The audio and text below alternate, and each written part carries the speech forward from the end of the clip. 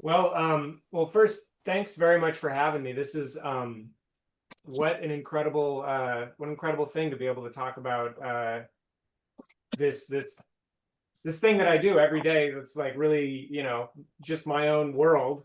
And then to kind of like just be able to talk about it and just the different aspects of it and my approach to it and all the things.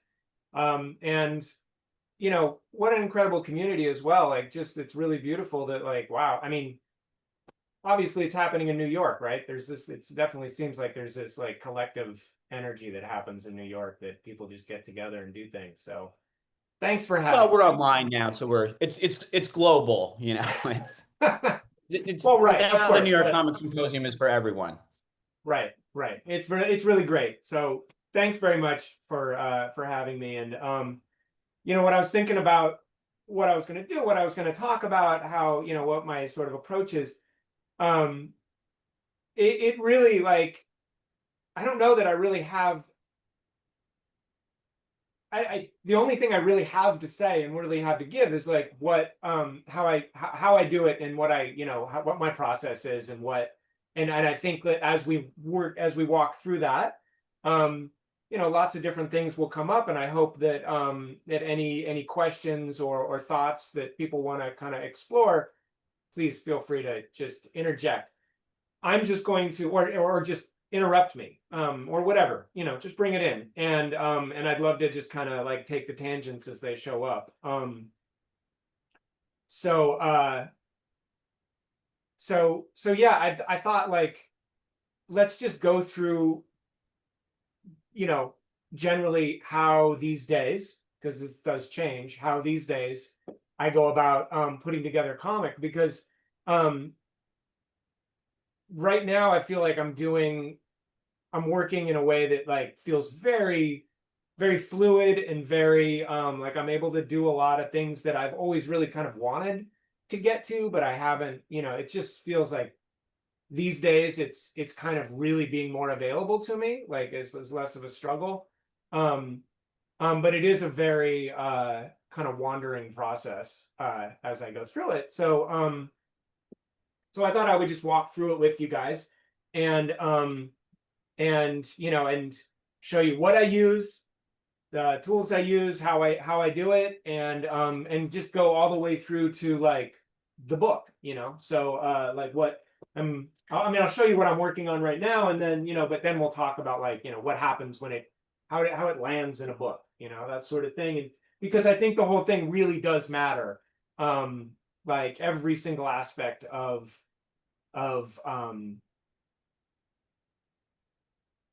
how the person who's going to be experiencing the comic, every single thing plays into that experience, and from what the story is and how the story is told to what the form is that they're holding it to have that experience, and everything surrounding that, Um, so that is kind of my approach, and I just thought I would kind of break that apart and just walk everybody through it.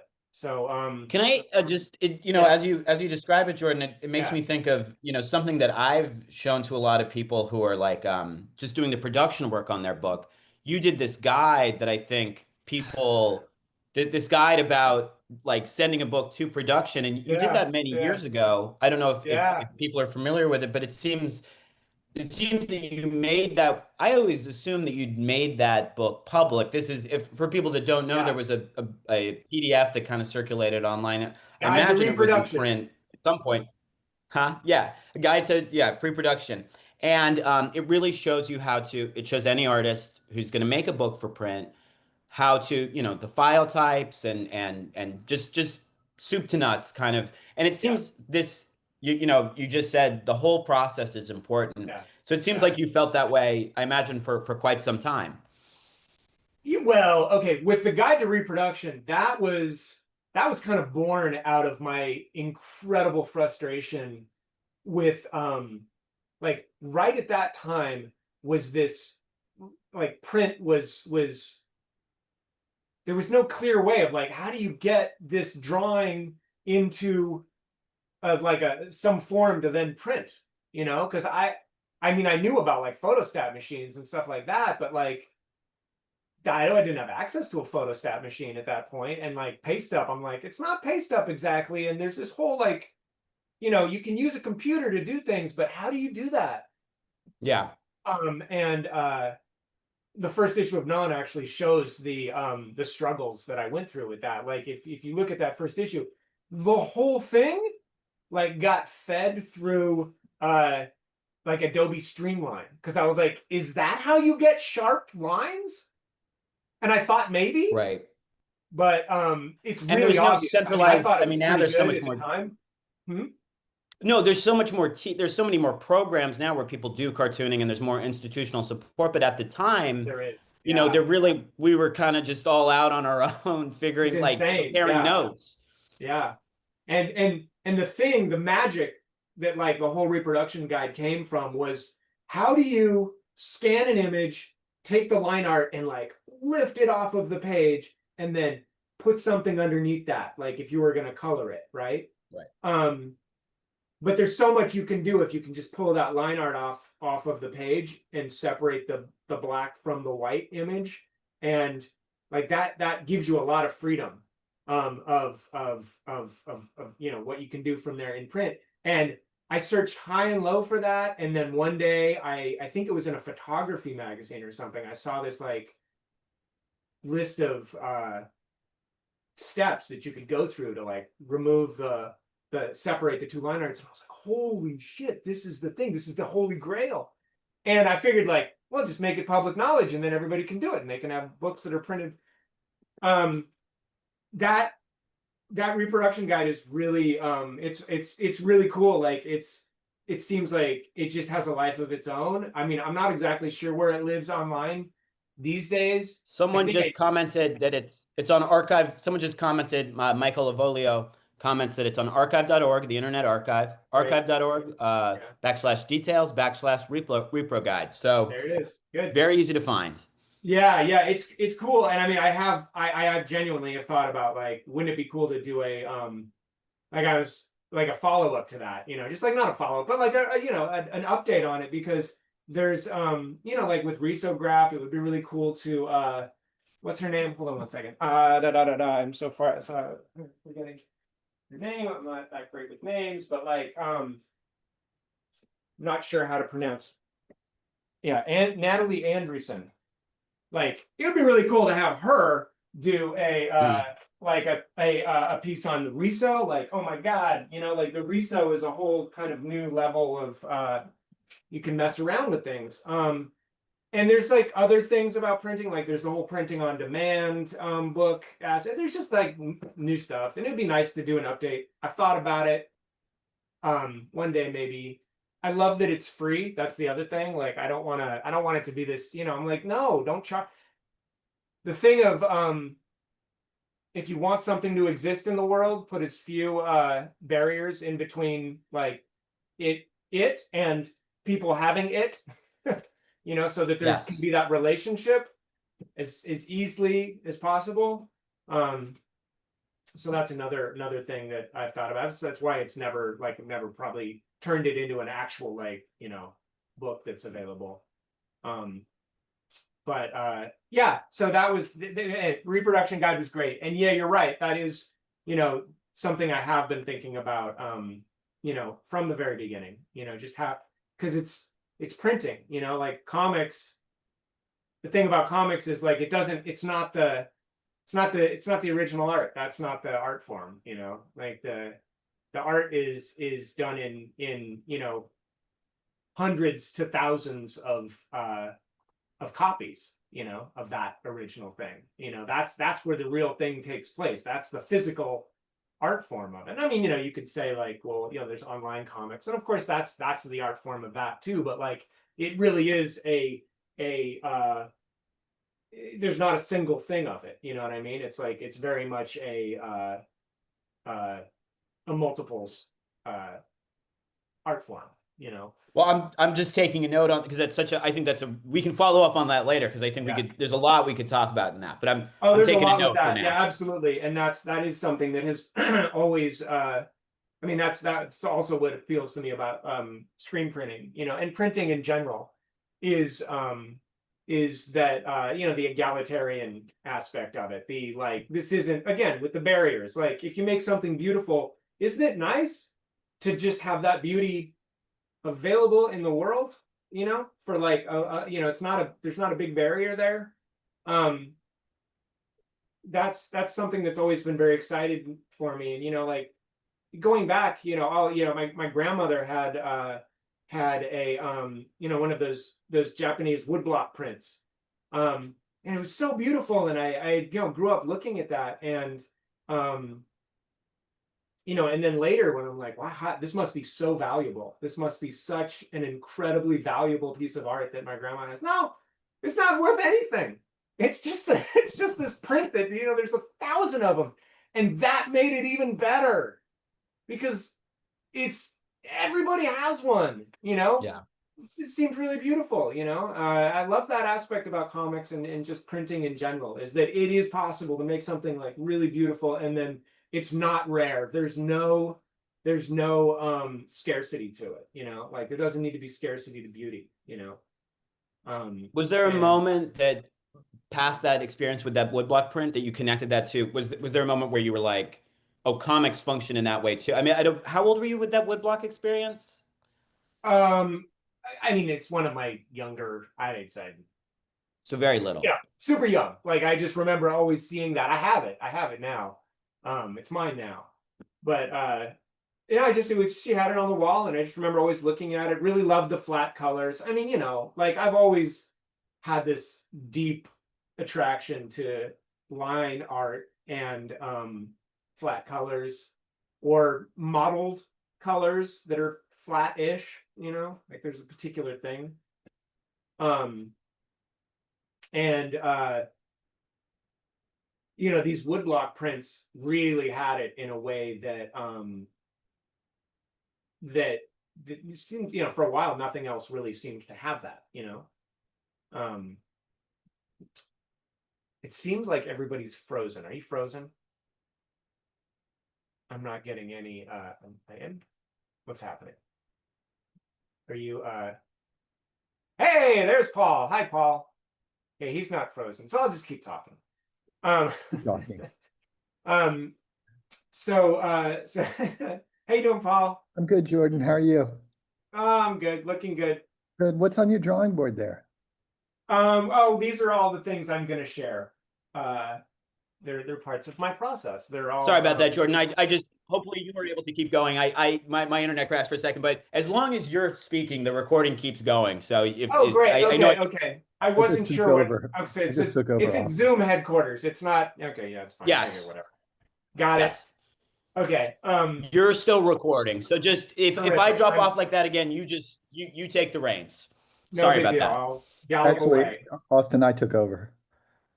Yeah, Oh, yeah. thank you. Thank God. Paul was my buoy. I got I didn't get Oh, lost in the dark. this is where it all falls apart for me, where I lose control of the symposium, and and it's in better hands. um so anyway, it was the woodblock prints, and you know, just my, you know, sort of deep attraction to line art, you know, like this shape created by a line versus uh something that's created by you know, shading or something, you know, like. And it was just tangent to that. It was really hard, you know. I every time I would try to take a life drawing class, um and I would start trying to draw the line of the figure, you know, and express volume with line. There was nobody that could tell me how to do that. There was nobody ever. All the teachers were like, shade, use it, hold the charcoal sideways and put some shading in there. I'm like, I want no shading, man. I want a line. Um, so that was something I dropped out of so many life drawing classes, just being like, forget it. This isn't happening, you know. But from the beginning, there's been that desire to make a line, you know, and to make it, like, to express everything through line. And the woodblock prints had that. And they had multiples and the whole thing. Anyway, so that I'm not sure what I was saying. Yeah, anyway.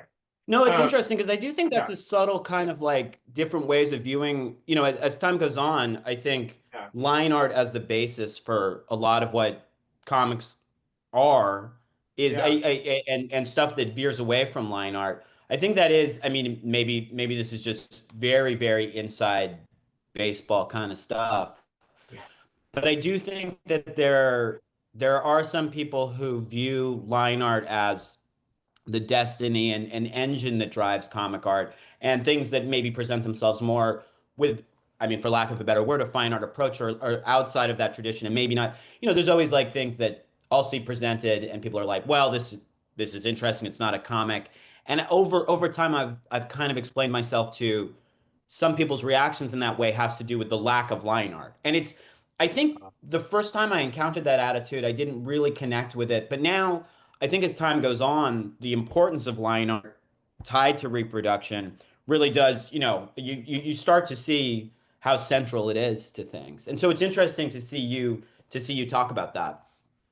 Yeah, well, I mean, I certainly would not put myself in that camp of, you know, if it's not line art, it's not comics. Like, there's so much that's comics, like Of that's one of course, of the course. really crazy things about comics. But in terms of my own relationship with it, um, line art allows me to be very clear and articulate with the image, um, to have it say some very specific thing.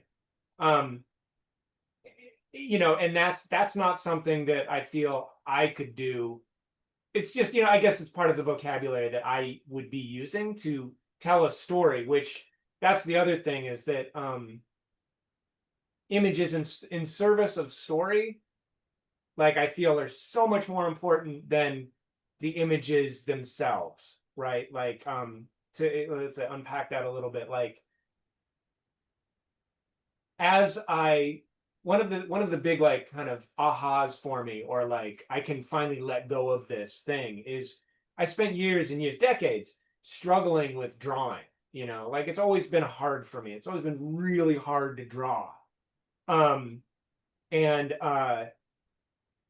and so I put a lot of time and effort trying to draw a really good picture. And so each panel I would imagine like this is a great image. Like this panel is just try to make that panel really good. It's a great image.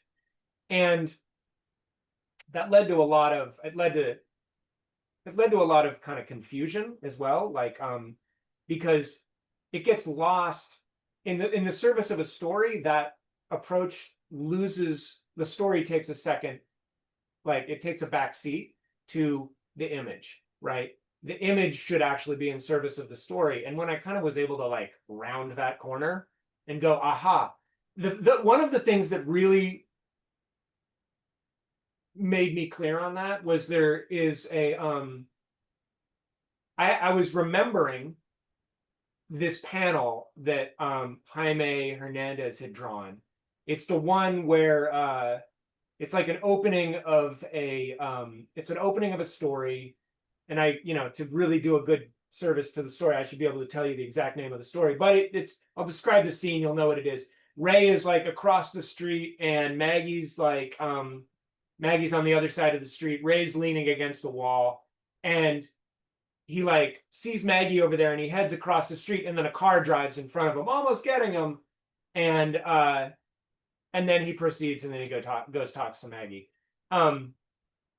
I remembered that scene as having a full big background and very detailed, all sorts of stuff going on in that scene. And then when I go back and I look at it, it's there's nothing in the background, right? And when when I went back, because I was like, I want to see how he draws that. How did he draw that? What did he have in the background? And it's nothing. And I, having that thing of, oh, I filled that background in, really made it kind of real for me of how there is a real fundamental difference between a picture, like a good picture, and a picture that's in service of a story. Because when the picture is happening within the story, all of these things are flowing through the experience of the person reading that exist outside of the picture itself. That was a real, so that was a real kind of clarifying moment for me, that I was like, oh my God, there's so much, like it's simpler and more complex at the same time. But I guess what I'm getting at is just that the image in service of the story, what needs to happen to tell the story. There's certain pieces of information that need to be there. There's certain pieces that are just extraneous and maybe even distracting in a way that is not useful to the story, that can just be left out, you know. So so that's what line art lets me get at. You know, it lets me get at what are the elements. It's almost like words that are being constructed. It's a sentence. It's this, and this, doing this, and then the next panel, this, and this, doing this. It becomes a very, you know, it's just a simple visual language. And I'm able to feel comfortable with that with line art. Other people, other things, it works fine for them. But that's my approach. So I am going to I'm just gonna walk through again. Anybody who wants to interrupt and talk about anything, please just ask away. Soup to nuts, here's how at this point in time I make a comic. So this is my drawing book. This is I just, you know, will this is kind of just like where I will write things that I'm thinking about. I'll draw things that I'm thinking about. It's just kind of like it's kind of the oil pan, right? It catches all the drippings. And it's also,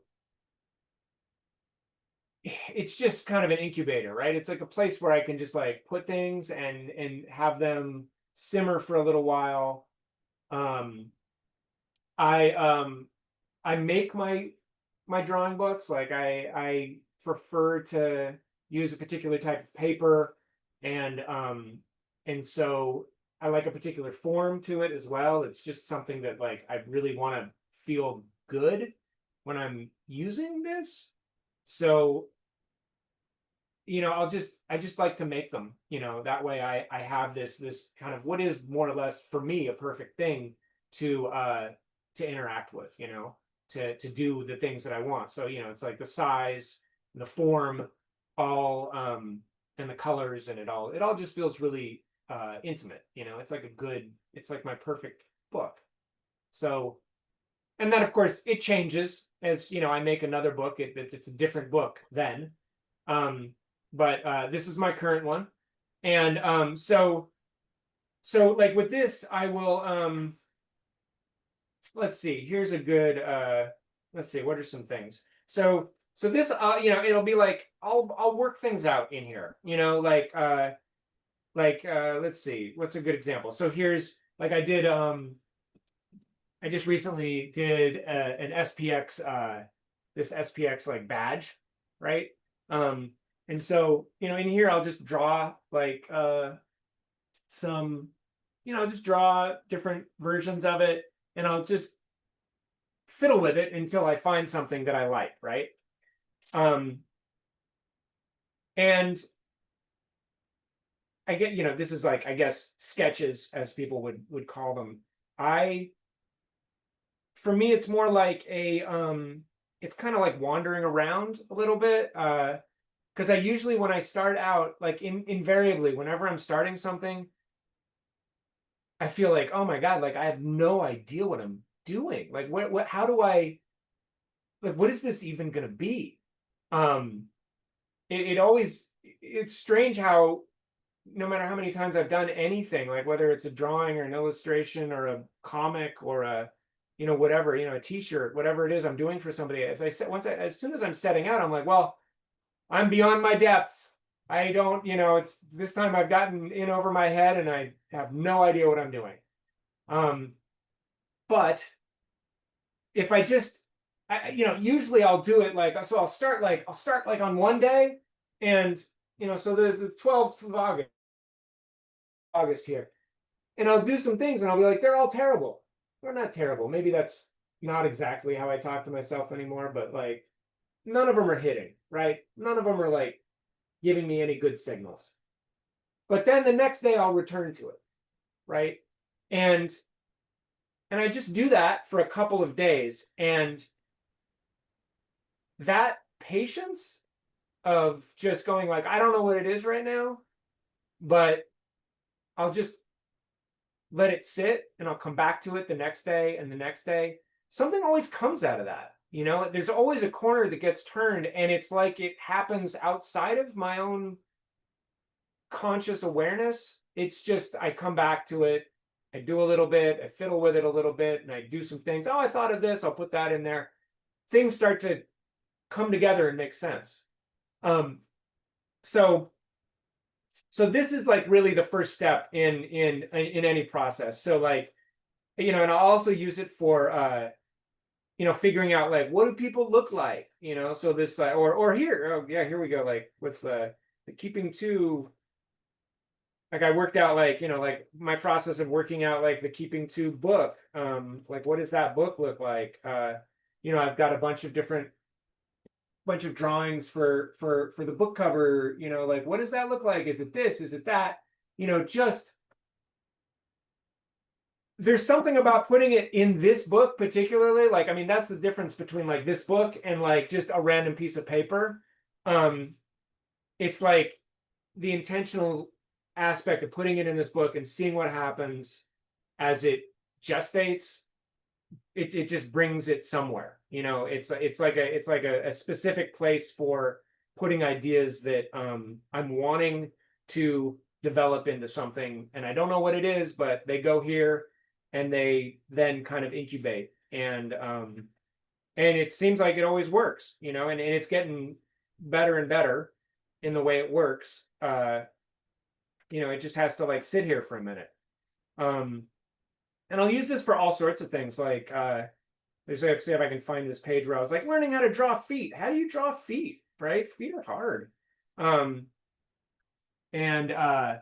So like, I was just like, I'm on a train and I just will draw feet, feet. Until like, I'm like, there's a particular thing I'm looking for where it's cartoony, but it also has this, it also looks like casually, like it also looks casually realistic, like there's this, but it's also cartoony, it's not too, because if it gets too realistic, then it's like this, you're belaboring a point, like it's like a long sentence or something that doesn't, it's too much information and too much attention to something,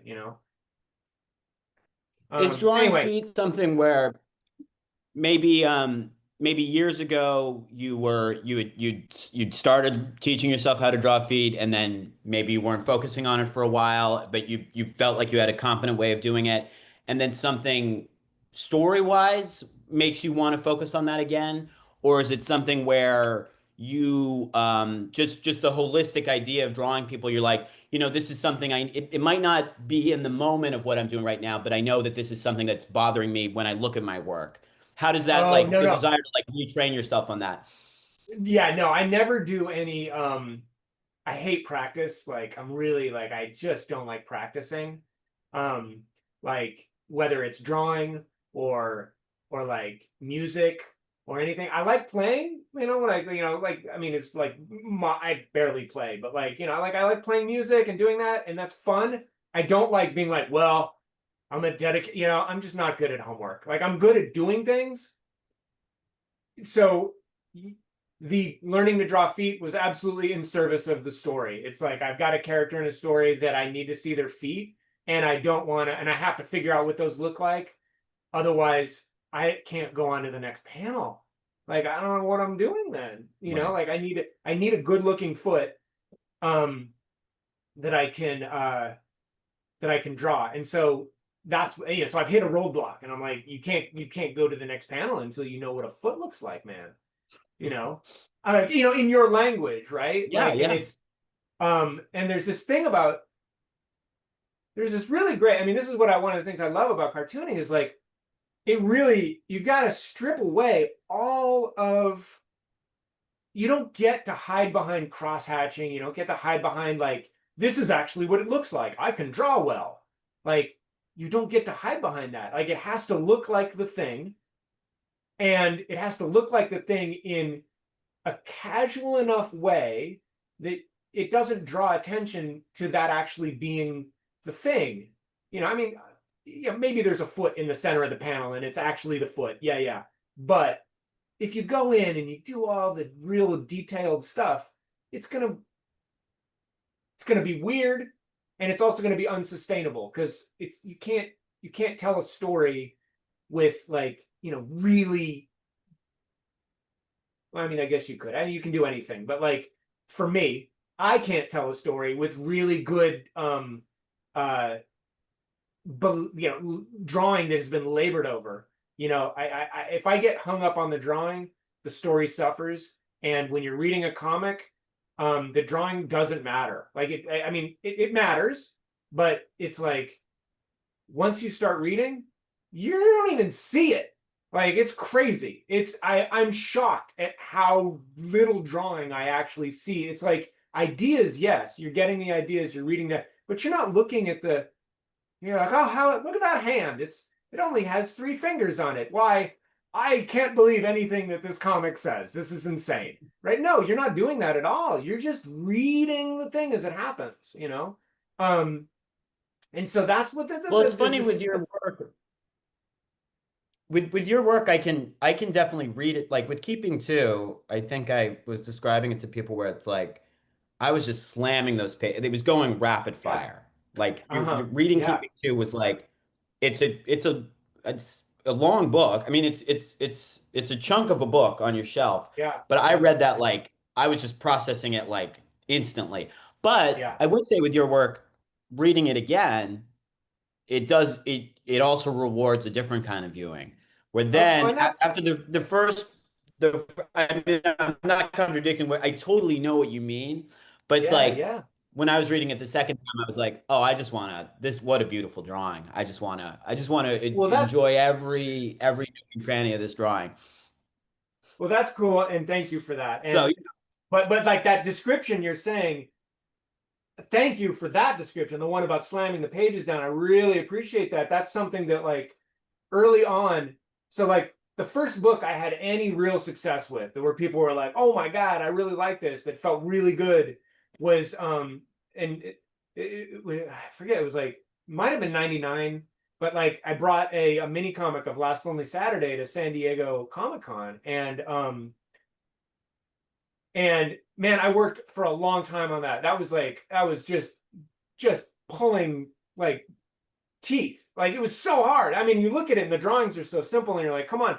Like that took you. Yes, I was like every panel I was sweating over. I'm like, I can't, I'm learning how to draw here. Like it was hard. It took me a long time. Like, and oh, I believe which it. was part of the decision. Like I could put 2 panels on a page. I can make kind of a chunky little like nice book. But there's also something about reading it like that, where Yeah. you're just having a couple of panels at a time.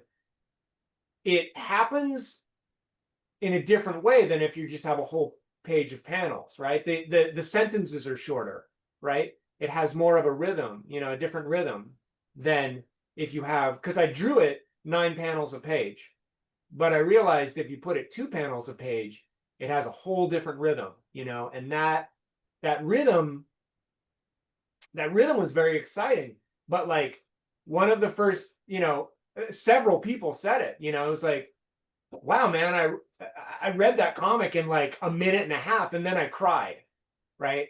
And at first I was like, a minute and a half, man, like that took me months to do, months. And like it's over, like your experience with that, it's over in a minute and a half. And it didn't know exactly what to do with that at first, but then it kind of slowly dawned on me that all of this like time and thought and consideration about like what this story is had kind of like been compressed into this very short amount of time.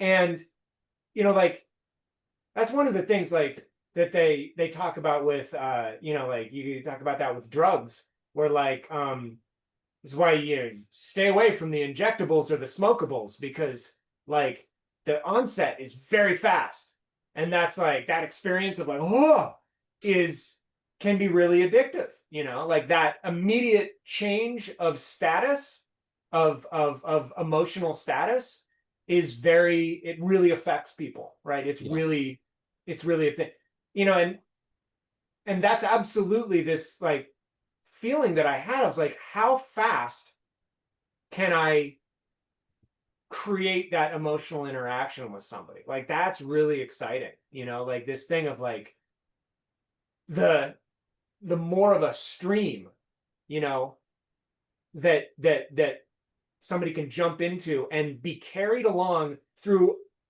a variety of emotional experiences. Yeah. And experiences just as in the story.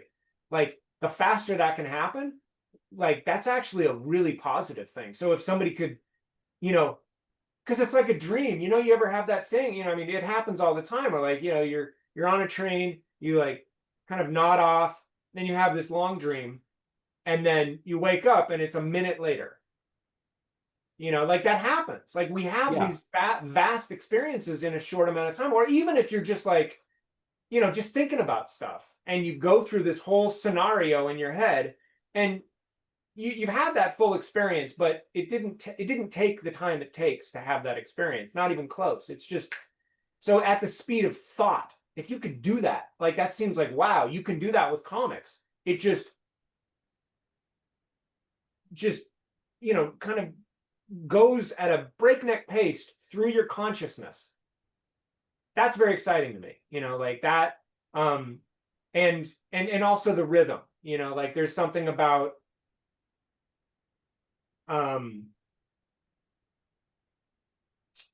like, I really love EC Comics. Like, EC Comics are something that I was immediately drawn to when I was a kid. And I liked how, like, kind of scary and fucked up they were. That was something I was like, all right. But they took a lot of reading, like, I'm like, The captions. yeah, the captions, man. And I was like, what if these happened, like, what if these happened without having to read the captions? And some of them could, and some of them Johnny could. Craig. Right.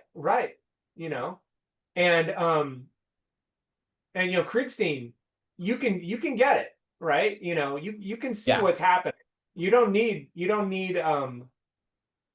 the captions. The captions, and I felt like when I would reflect on that, I was like, man, it seems like those captions are there so that people don't go, oh, I read it in a minute. Like, I spent a nickel on this comic, and I've already, I've gone through it in a minute. Right. That's not my. I think what's funny is that I think those captions are in there because of, I mean, EC, I think in a good way, took themselves very seriously, right? And they're like, well, that too. People working on the stories, there's, well, let's not get into the business practices and Right. and how they paid people, but they valued the artists to a degree. Yeah. And I think the And they captions value are in there to writing, be and of like, course, this is right. right. Yeah, that's I what mean, I and it mean. They was valued, they're like, this is written. right. I mean, they had Bradbury writing, right? They had like, and it was also the heyday of pulp, right? So everybody's reading. They love words, and probably there's also probably some legitimizing stuff in there as well, like more words make it more, like, give it some weight.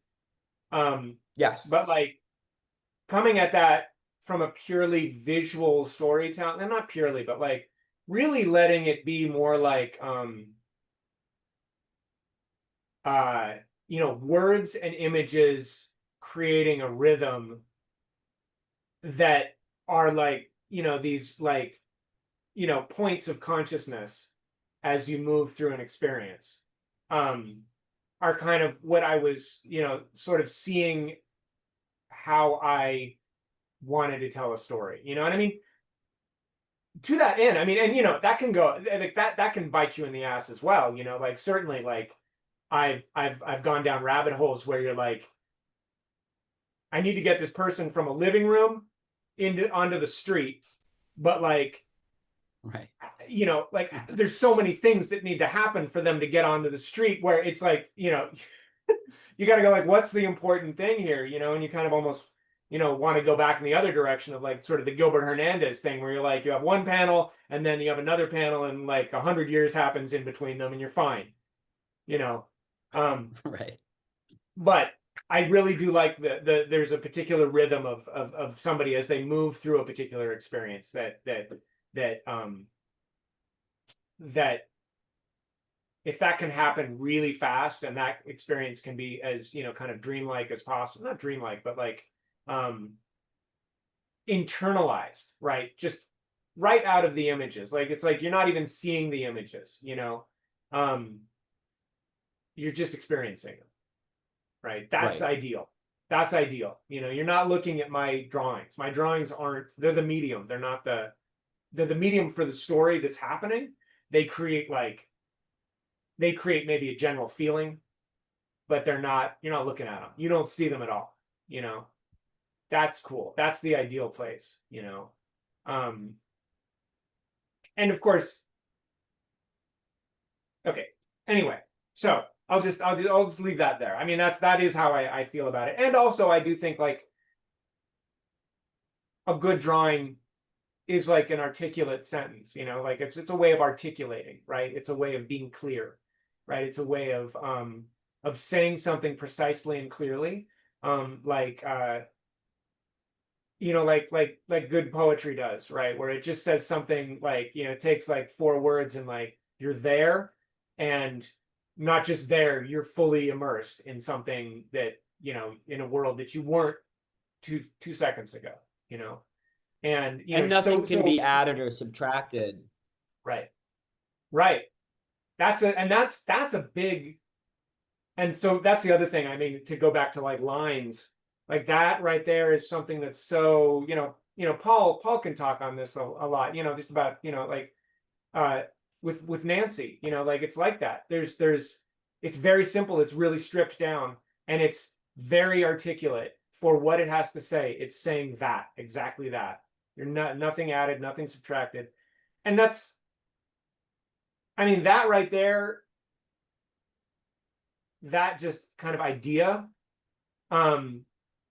in so many ways is central to a lot of things that are really important to me. You know, I mean, you know, whether it's like how to make an image, whether it's how to like make, you know, what colors go in this, or like, you know, what goes in this room. You know, like, I mean, it's a process I go through with the room I spend, you know, all my time drawing in. You know, I'm like, what do I want in this room? It's not just a library. It's not just like where I stack a bunch of books. Like the only books I want in here are the books that are somehow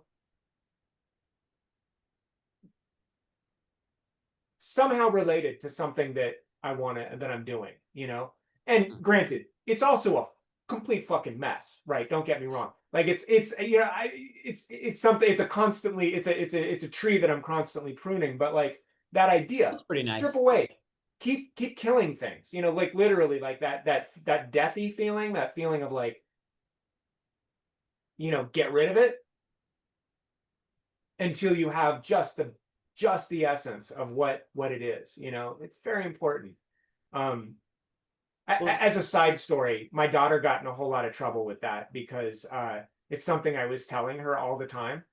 And so when she would go to art school or to art class at high school, she was making these, I mean, fucking spectacular, like, talk about pure comics, like these big fat line drawings, you know, like what's his name, the guy from the Keith Haring, right? Like, you know how simple his drawings were? They're very expressive, fat lines, really simple, really clear. She was doing lines like that, she was doing drawings like that, and she would go through iterations. You know, she'd go through like maybe 20 iterations until she stripped it down to just the bare essentials of this, like, really. And she would show them to me and I'd be like, that's what's up, man. Oh my God, it's so beautiful. I'm just astounded at her work. She brings it to school and invariably the teachers are like failing her. They're like, what is this? Like, how did you do this in 2 minutes?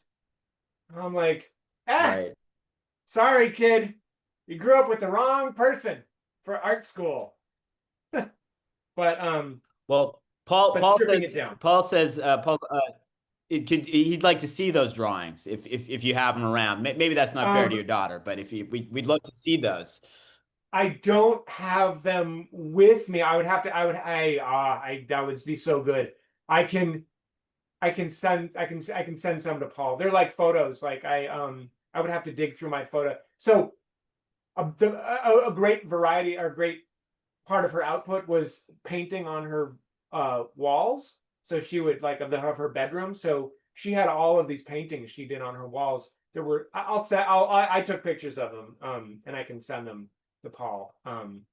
But like spectacular, just like the essence, like the pure reduced essence of an image. And you know, she would use 2 colors and then black line.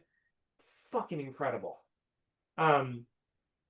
And she got no credit for it whatsoever from any teacher at any time. Not seen. So let me just get along with my pro. I think Okay, yes, I think yes. I should probably. So things start here. This is where they start. It's kind of it's a very this book I took a lot of time to make this book, and it's sort of like I use it like an oven. You know, I put things in here and they things happen, right? I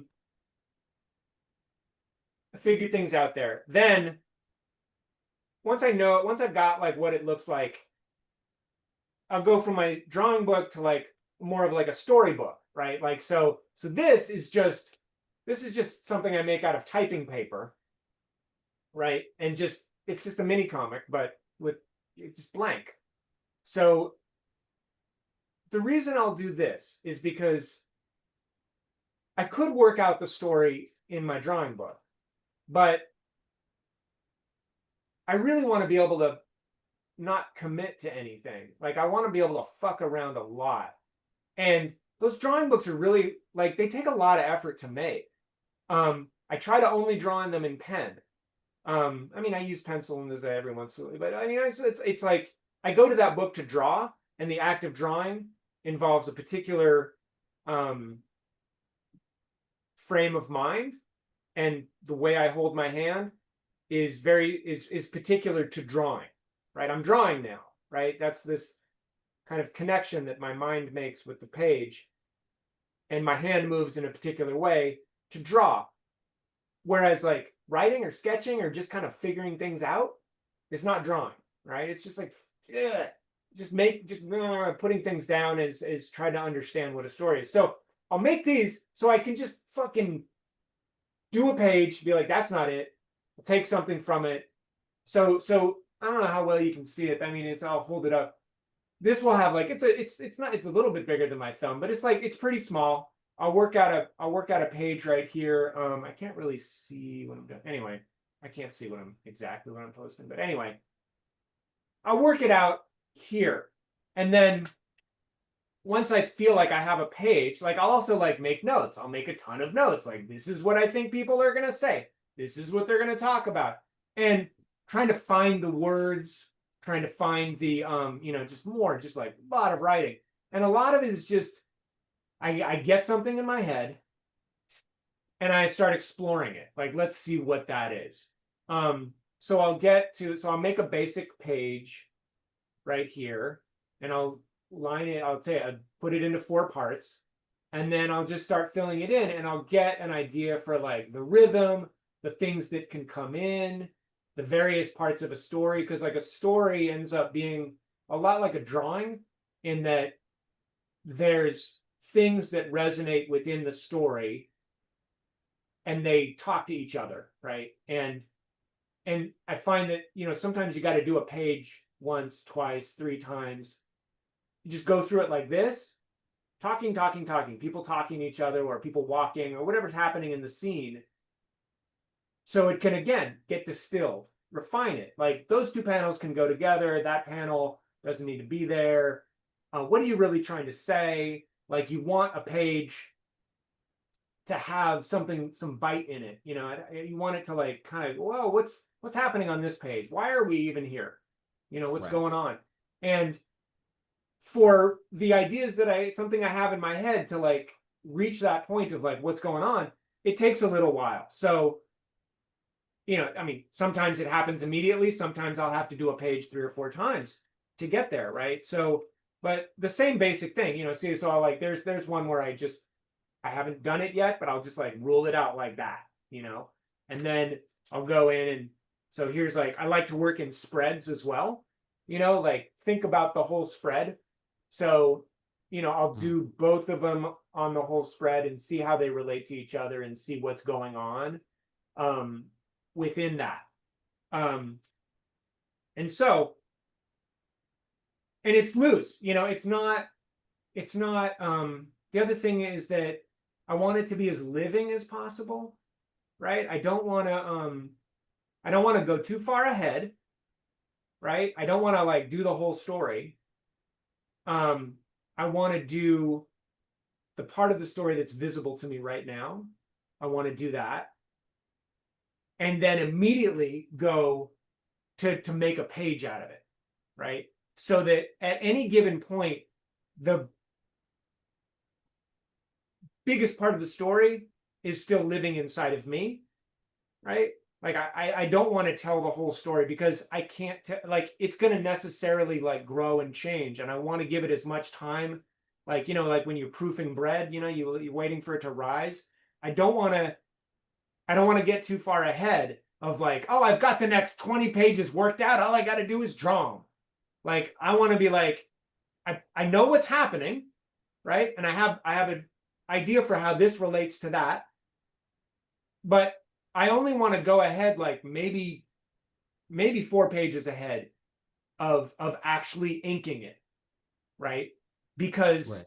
things happen. So I'll go I'll go from here, and then what I'll do is I'll make like a okay, see it there. I'll make like this is just like, you know, 11 by 17, like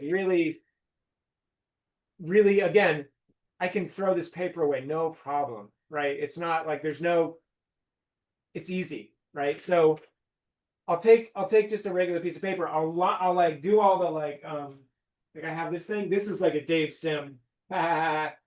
This is something I got years and years and years and years ago from reading a Dave Sim article about how to draw comics, where you make a piece of cardboard and you put little notches on it, and that'll be like where all of your panel borders go. So I'll just take this, I'll rule it out onto this, and then I'll go in and I'll draw. So like, you know, I prefer like I have 2 things that I do when I'm drawing. This is where we do the things. I go and I'll rough it through with like a 5H, right? That's just like filling it in and filling the blocks in. It's like a 5H that is like really dull. So it's barely going down on the page. And again, that's like trying to keep it as like trying to do as little drawing as possible. It's not drawing, it's just blocking things in. And then it's time to draw, right? And so the first round of drawing happens with like just like a mechanical pencil, and that's because it's as close to a pen as it can possibly be, you know? So when I'm drawing with this, I'm actually drawing. It's like I get to draw almost immediately. Once I blocked it in, I get to draw. And the act of drawing, this was a big corner that I turned. Like I used to like just sketch. Everything was a sketch. The drawing itself was a sketch. You know, it would be like a lot, like when I say a sketch, it'd be like, it's, you know, like figuring it out, trying to see it. Right. That took forever. It was frustrating. It made big gouges in the Bristol board that were impossible to erase. And, you know, that had graphite in it and you'd be erasing. It just made a mess of everything. It was awful. And it just, mainly it took forever until I realized that if you draw, that's different than, because when you're sketching, or at least when I'm sketching, you don't know what you're doing. you're expecting the paper to like show up and like tell you what to do, right? Whereas when you're drawing, you're thinking, okay, this is what's happening. There's this thing going over here, and there's this, and then this is in front of that, that's in front of that. There's this thing over here, and you just draw it. And there's a certain also, it's not going to be perfect. It's going to be, it's going to be wobbly. It's comics, it's not going to be. This is where the language of comics actually kind of steps in and can like save you. Is like you're drawing something, if you look really close, it's nothing like a hand, but everybody knows it's a hand, right? That's a hand, right? People are going to read that like a hand. And so you're free to actually just keep going with things like that, and people will put it all together and understand it. And if you actually draw it as opposed to sketch it, you can actually make the whole thing happen a lot faster, and it's more fun because drawing is actually that's fun. And so when I say drawing, I mean you're actually like, this is what the eye looks like. This is the nose. It's not like the nose goes here and then there's the cross, okay, the eyes, this is the like that can happen a little bit with this, but I immediately jump in and just start drawing it, and it just happens a lot faster and it's way more fun. Like, so that's it gets to be like fast as soon as I get to like this stage of the story, right? And then the other thing about drawing it is that things become more clear when you're working at scale, and the images start relating to each other in a different way, and then the story wants to change a little bit, or somebody, what people say. So it changes a lot here. That's why I also try to like start with a small thumbnail and then bring it up to here. Changes a lot here. So this is, as far as I'm concerned, like this is basically this is the finished comic. This is really it. But then, and this is something I've started doing recently, I will then lightbox it, right? So I didn't used to lightbox it. So I'm turning on my lightbox over here. It doesn't, you can't see it, it doesn't matter. But I'll take this and I will tape it to the back of a piece of paper, right? Like so. And then I'll lightbox it and I'll just ink it. And with pens, right? I used to use brushes. I don't use brushes anymore. I want to talk a little bit about that. So I used to use this brush, right? It's a Raphael Kolinsky 00. And this is a great brush. And I would use this ink. Great ink. Really dark, beautiful ink. This is black, Deleter Black #3. Spectacular ink. And man, the lines that a brush give me are so beautiful. Like, they are the most beautiful lines. I love them so much, and I love everything about them. You can blow them up huge and they look gorgeous. They're so expressive. You can get thin, you can get thick, you can do so much with a brush. And so that's kind of why I wanted to stop using it, because I would draw too much with it. I felt like I would get sucked into this, like, being really thoughtful of all the crazy cool shit that you can do when you start using a brush. Like, you can do so much. So instead, so that I could, again, like, bring it more into the story, right, out of the drawing, and just simplify it, I just started using like pens, just like the regular, these like felt tip, Micron's the popular one. This one is Unipin, PIN. It's a pigment marker, and I use a 0.8 and a 0.3, and it's really stripped down. So much more depends on the line itself than the so like with a brush, it felt a little bit like cheating because the line was so charming. I was like, you can do anything with a brush and it's going to look good. Whereas with a pen, it's like it's a naked line. You just gotta like keep it simple, keep it clear. What is it? So it felt much more in service of story to work with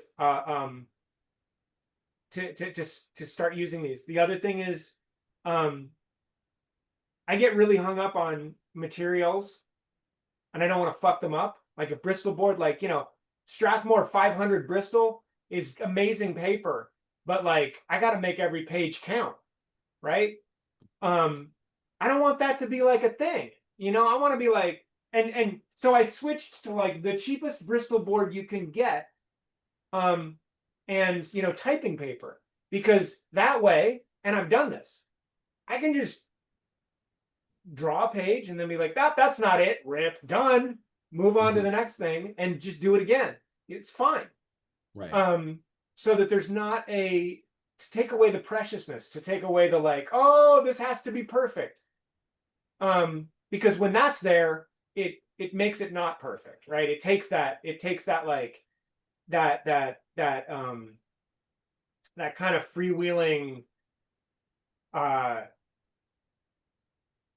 you know, like the thing of how when you look at a drawing, you can tell whether or not that person was there when they were drawing it, right? There's drawings that you see and they're like, man, that's got bounce. That's happening, right? And then there's drawings where you're like, wow, you labored on that one. How long did that take you? That I've looks heard like you 10 say that pounds of whiteout. before. I've heard that quote from you, and I've actually communicated that to students. Like when they're showing a page, I'm like, wow, you really, really this drawing, you were so locked in with this one. And this one seems like Yeah. seems like it wasn't working as well. And it's such a simple, it seems so obvious, but I think you Yeah. really I remember you saying that quote in a different form. It was maybe someone repeating that you'd said that to them. Yeah. And it's so Uh-huh. true. And so I'm glad Uh-huh. I'm glad to hear that it's still in your Yeah. vocabulary of how you think of things. Because I think it seems obvious, Yeah. but it's really, yeah, it's really not. There's a joy, like there's a joy to a drawing that has that bounce, you know? Like, I mean, there's some of our, you know, like favorite cartoonists like have that. I mean, that's one of my favorite things about Sammy. I love like giving him a hard time and being like, because he can really draw. I love his drawings. Like he draws fucking spectacularly. And I like being like, you know, wow, you really can't draw at all, can you? Like, look, what the fuck is going on here? This is insane, right? But like, you know, it's the This is same going to thing be when the you look at pull. This will be the pull clip. the pull quote. Sammy Harkham can't draw. No, that's not it. That's not what I mean. Like, his drawing has such like bounce to it, like such like vivaciousness that you get lost in what's happening, and then you look at the drawing and you check it for like good drawing, and you're like, wow, this isn't good drawing. Like, and that's not the point, right? Like the point is when you saw that, it fucking flew. Like it had that like that Right. that feeling, that like life to it, that, you know, it's like Seeger. Seeger's the same. You see Seeger, like you look at his drawings, you're like, wow, this isn't very good, right? But no, I know. You're like, oh, but like, Yeah, you no, know, keep like going. look at the hands. Look at the hands. Mhm. Like, you know, you're like, wow, maybe take a little bit longer on the hands. He doesn't have to. That's the kind of Yeah. point, because the Yeah. drawings have that bounce, you know? So you see the drawing as a story, as an event. And when you pick it apart and you go like, well, what about the the? What about the the? This could be, that would kill it. That attention to like, oh, that kills it, you know? Right. And it's that spirit inside of it that like is so much more important, you know? And this isn't to say like, you know, don't take your time making a drawing. It's more like to say like, take your time making the drawing, but then when you get that drawing, make sure it is drawn quick. It's like music, you know, you can hear the people that like just learned a piece and they're like playing it, and you're like, yeah, all the notes are there, but it never takes off, you know? Right. You don't want to Well, hear that can I attention to ask? detail. Can I ask? So, Yeah. if I'm trying to connect this to the shift with you from pencils to inks. At Yes. first, as you were describing it, it seemed like I was phrasing it back to myself, and I was like, the creativity is happening in the penciling, and then you're faithfully kind of transcribing the creativity in the inks. But now I'm kind of wondering if you're editing out superfluous to make it read quicker. I wonder if you're making Yeah. creative reductions in the inking. I'm not, I'm interested what you would say. No, I mean, so the pencils are like the first inks, right? They're Okay. like to go through and draw a shape or whatever. It helps to practice it a little bit. You know, Right. it's like, Okay. you know, in my drawing book, like I'm practicing feet, right? I'm going over here and I'm like, what does a foot look like? I draw it like 50 times and I'm like, I get what I think I know how I can they make the toes fit in there and not look like I'm trying too hard. And they Mhm. also have a natural curl to them and they feel like they've got weight, you know, and there's some things I learned some tricks by doing it 50 times that like just kind of make it all sit right, you know? And so for any panel, like this is the practice version. This is the like when I ink it with a Okay. pencil, I'm like, this is you're going through it once. And then so without belaboring it too much, when it's time to then ink it for a second time, like I'll go then that's just like I've practiced it and now I can ink it and it looks kind of because of the first round, I know where all the lines go because I mean that's the thing about like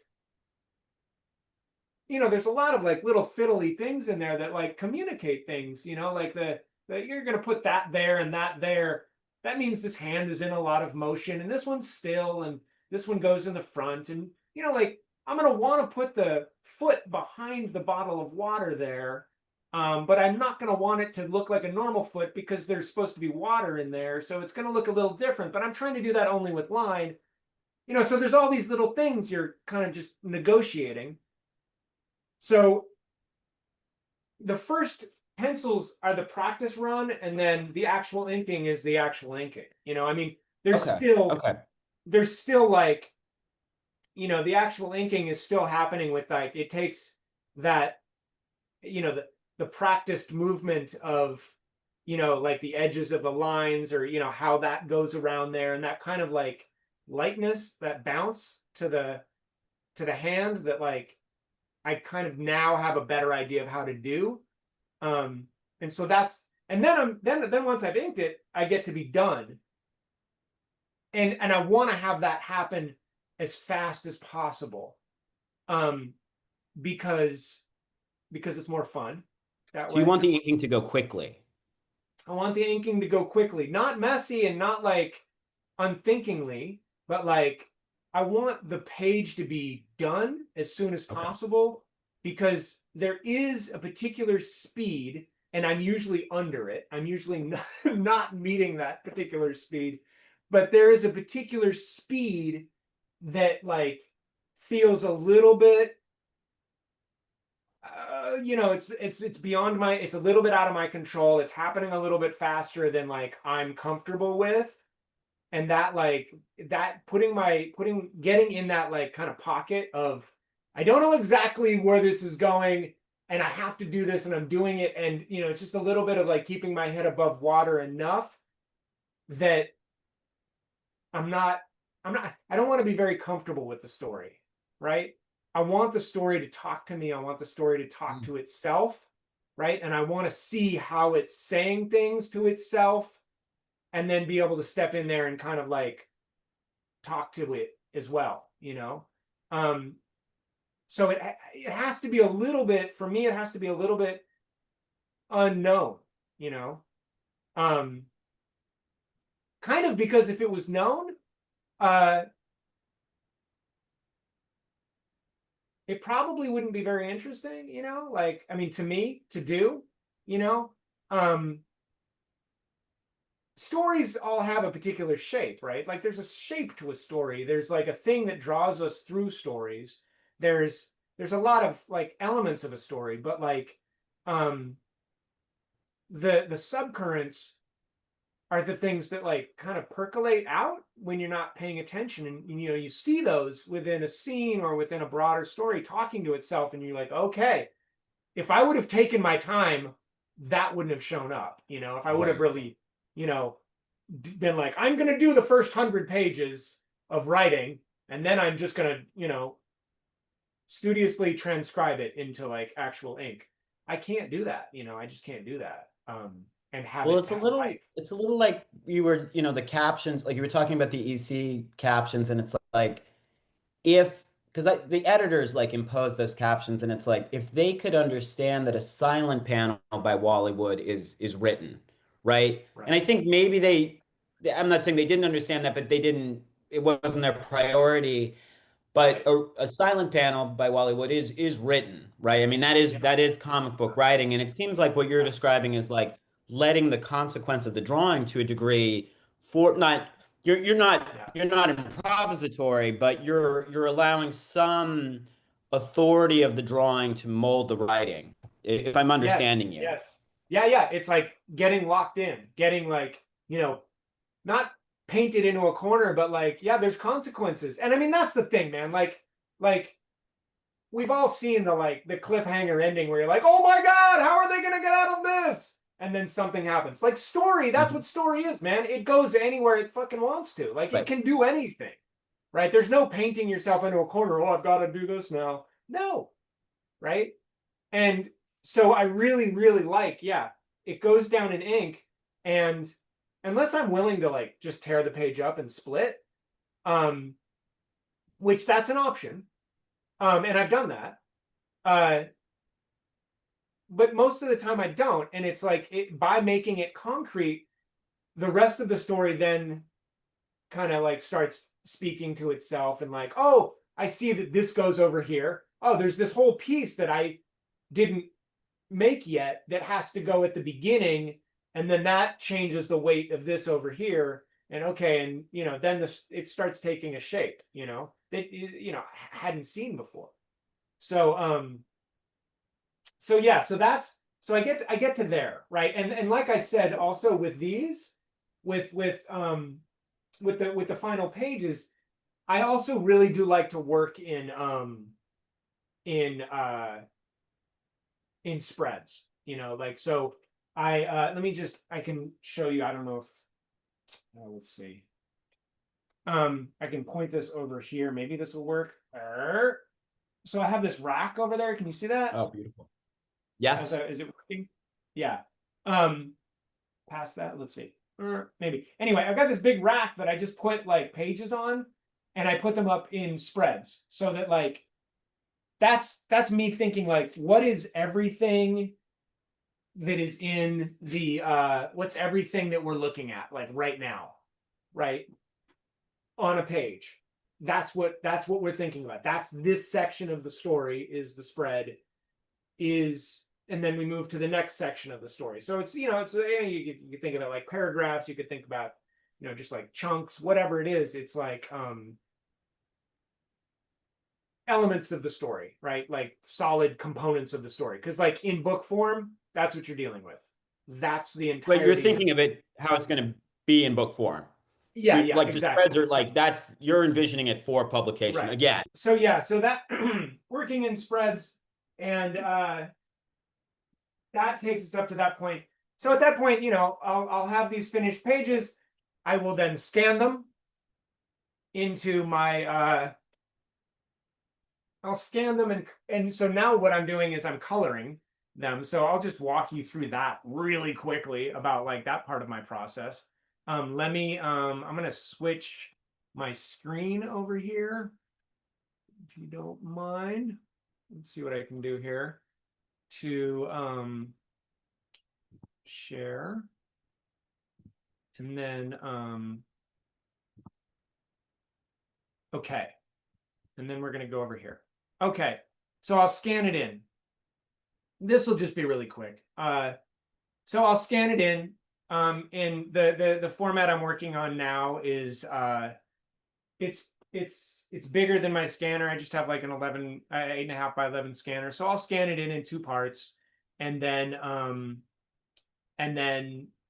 patch it together. You know, it's fine. There's no like I'm able to patch it together along the lines of the panel borders themselves. So it's usually like a scan will be about that big. And that's pretty easy. Patch it together and then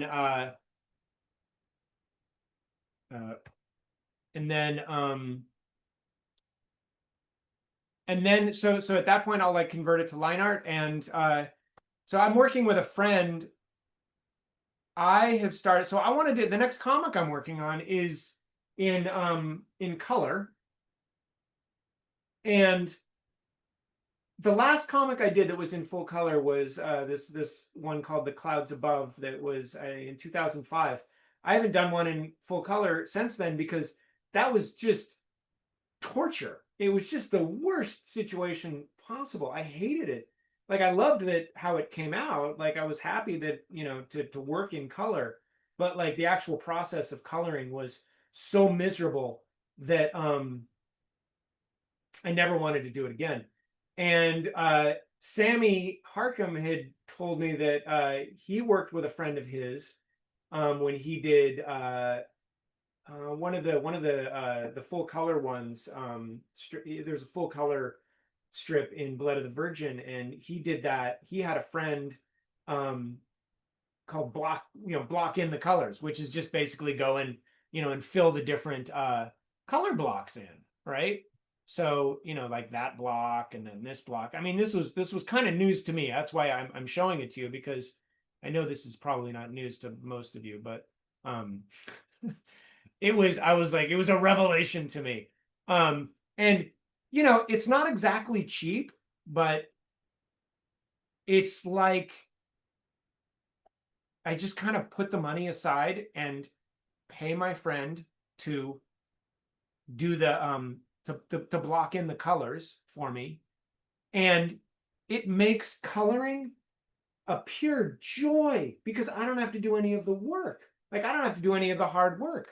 I mean, I have to do a little bit of fixing, like every once, like where there's a line sometimes here, maybe I'll have to go in and define a line more how I want it or something like that. But like, most of it's just coloring up to the edges of the lines. And so he does that. So then I get to go in and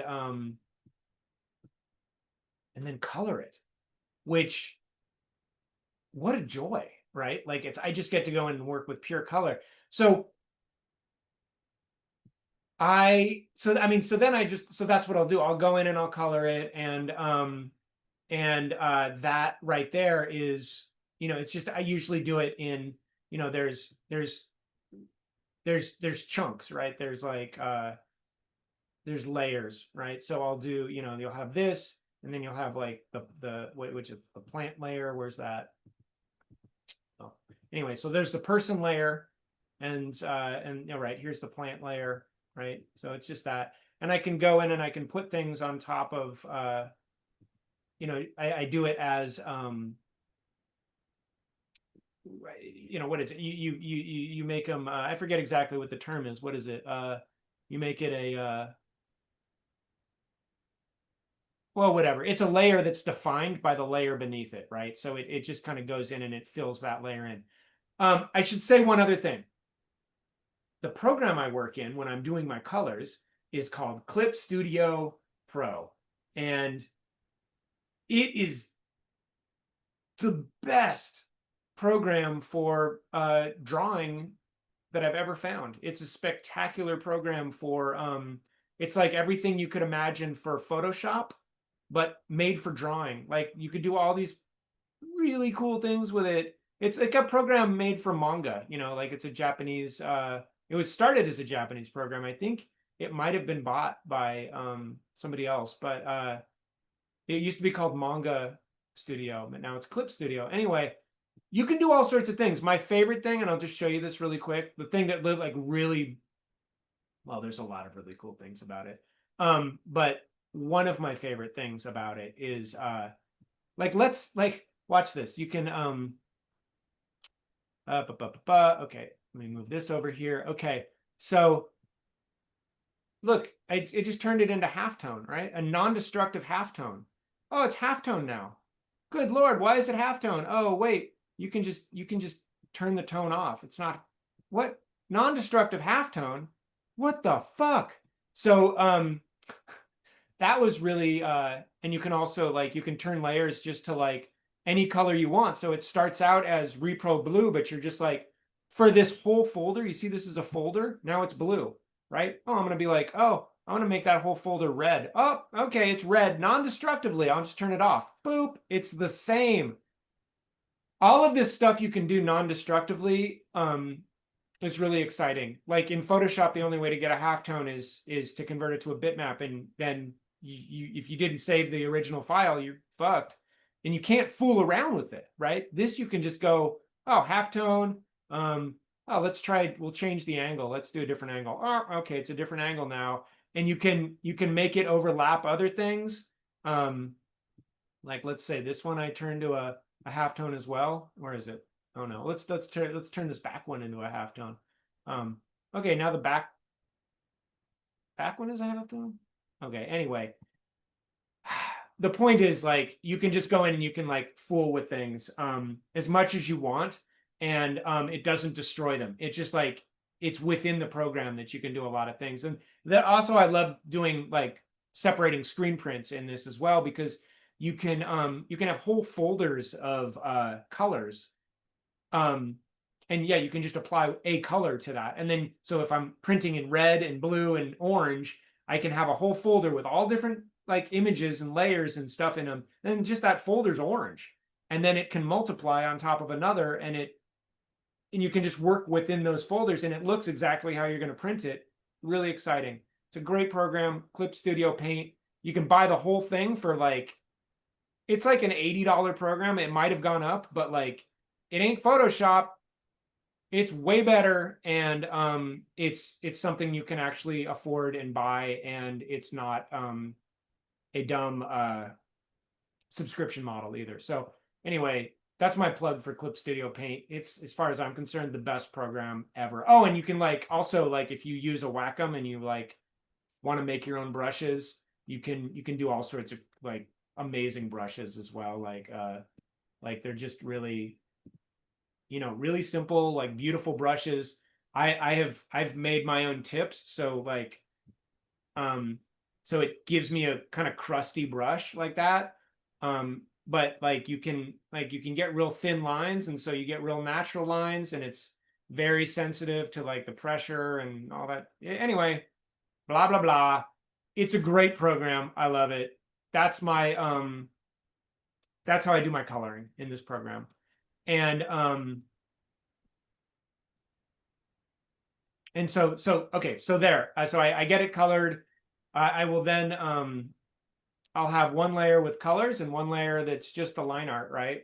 So the line art's already, it gets exported as a 1200 DPI bitmap, and so you can go up here, and that's another great one. You can just go from color to monochrome, and boom, it's monochrome now, non-destructively. Boop, it's done. And you can export that as its own TIFF, and then you turn that off, turn on the colors, export the colors as a TIFF, and you're rolling. It's really good, really straightforward. So that's that, and then really quickly, let's see if I can know what's happening here. Hold on. Okay, and then with all those files, I can take them into InDesign. And so I'm working, this is basically my next issue. So I'm just laying it out. I know where it's going. This is going to be the cover. And then we've got like, okay, this is the first page. It's actually not the first page anymore. Like I was saying with the storytelling thing, and, it talks to itself. This ends up being page 8. So I will go in and correct that. But like, as I do the pages, I'll then lay them out in chunks in InDesign, just to like see the shape of how this is going to sit as a book. This isn't going to be a book. I don't mean a book. This is going to be stapled. I think it's probably going to end up being a 48-page magazine size book. So, but I know the size it's going to be exactly, and I just start laying it out as that book. And I find that, okay, I'm going to stop sharing my screen now because that's pretty much that. And then I'm going to switch back over to, oh, that's not it. Hold on. Switch back over to real life. Okay, here we are, back in real life. I like to have the shape of where it's. I find it's very useful to like picture a book, right? How is this gonna be? Like, what is the holder for this gonna look like?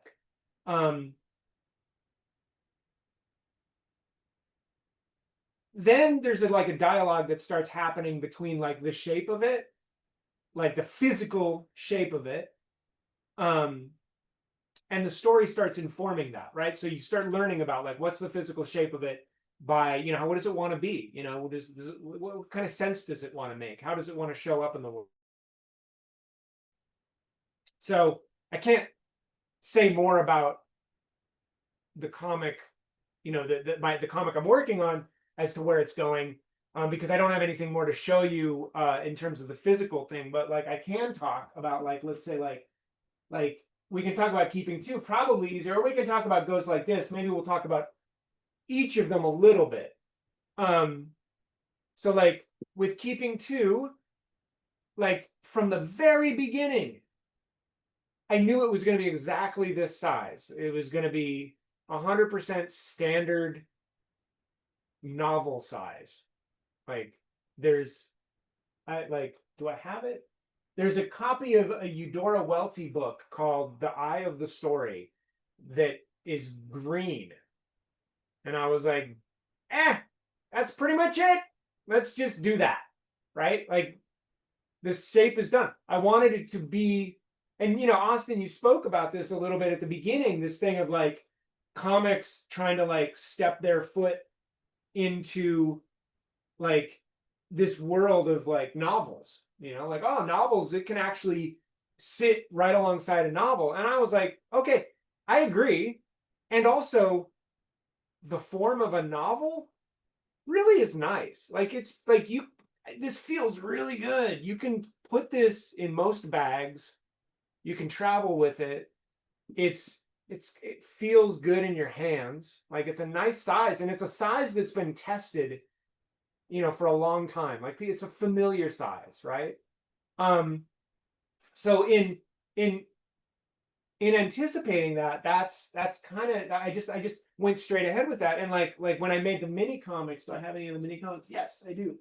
When I was making the mini comics of it, you know, that's even something you can see there. Like, I mean, this is like direct copying, like this line across the top. That's just like Penguin, you know, like I'm just like, let's make it look like one of those like really nice Penguin paperbacks. You know, but it's more novel size. Like the pages they don't change in size from the mini comic to the final version. Like that's the size they're at, and it's the size of a typeset page of print. You know, it really is just that. So there's this great book that I read by Jan Schichold called The Form of the Book. And I read this way early in the beginning, while I was just kind of trying to understand everything. It's a great book, but in it, he talks about like, you see how the pages are, I mean, obviously in The Form of the Book, it's probably going to be a pretty good example of like how to lay out a book. You know, there's a lot of space around this, you know, and it's very considered, and the space around it, it's for your thumbs, man, your fat thumbs. That's where they go. That's how you interact with this book. You can write things in the space. Yes. It's a physical living thing, right? It's not just like information. it's something you have a relationship with, right? It's like Yeah. it makes space for you, right? Which is Something about really that layout bothers me, but I now the first when you showed it, I was like, it's making me uncomfortable. But now, yes, makes sense. well, it's I mean, is it the big old margins? I mean, so look at some of the great. Let's just talk about this layout for real quick.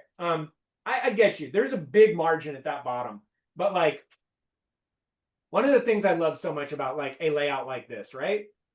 That space right there is roughly repeated in the fold, right? Hmm. It's kind of the same space. So it's like Hmm. it it it, it it's a very narrow margin there, but by two narrow margins, it makes this same margin here. It's very balanced. Yeah, no, it's Anyway, that's true.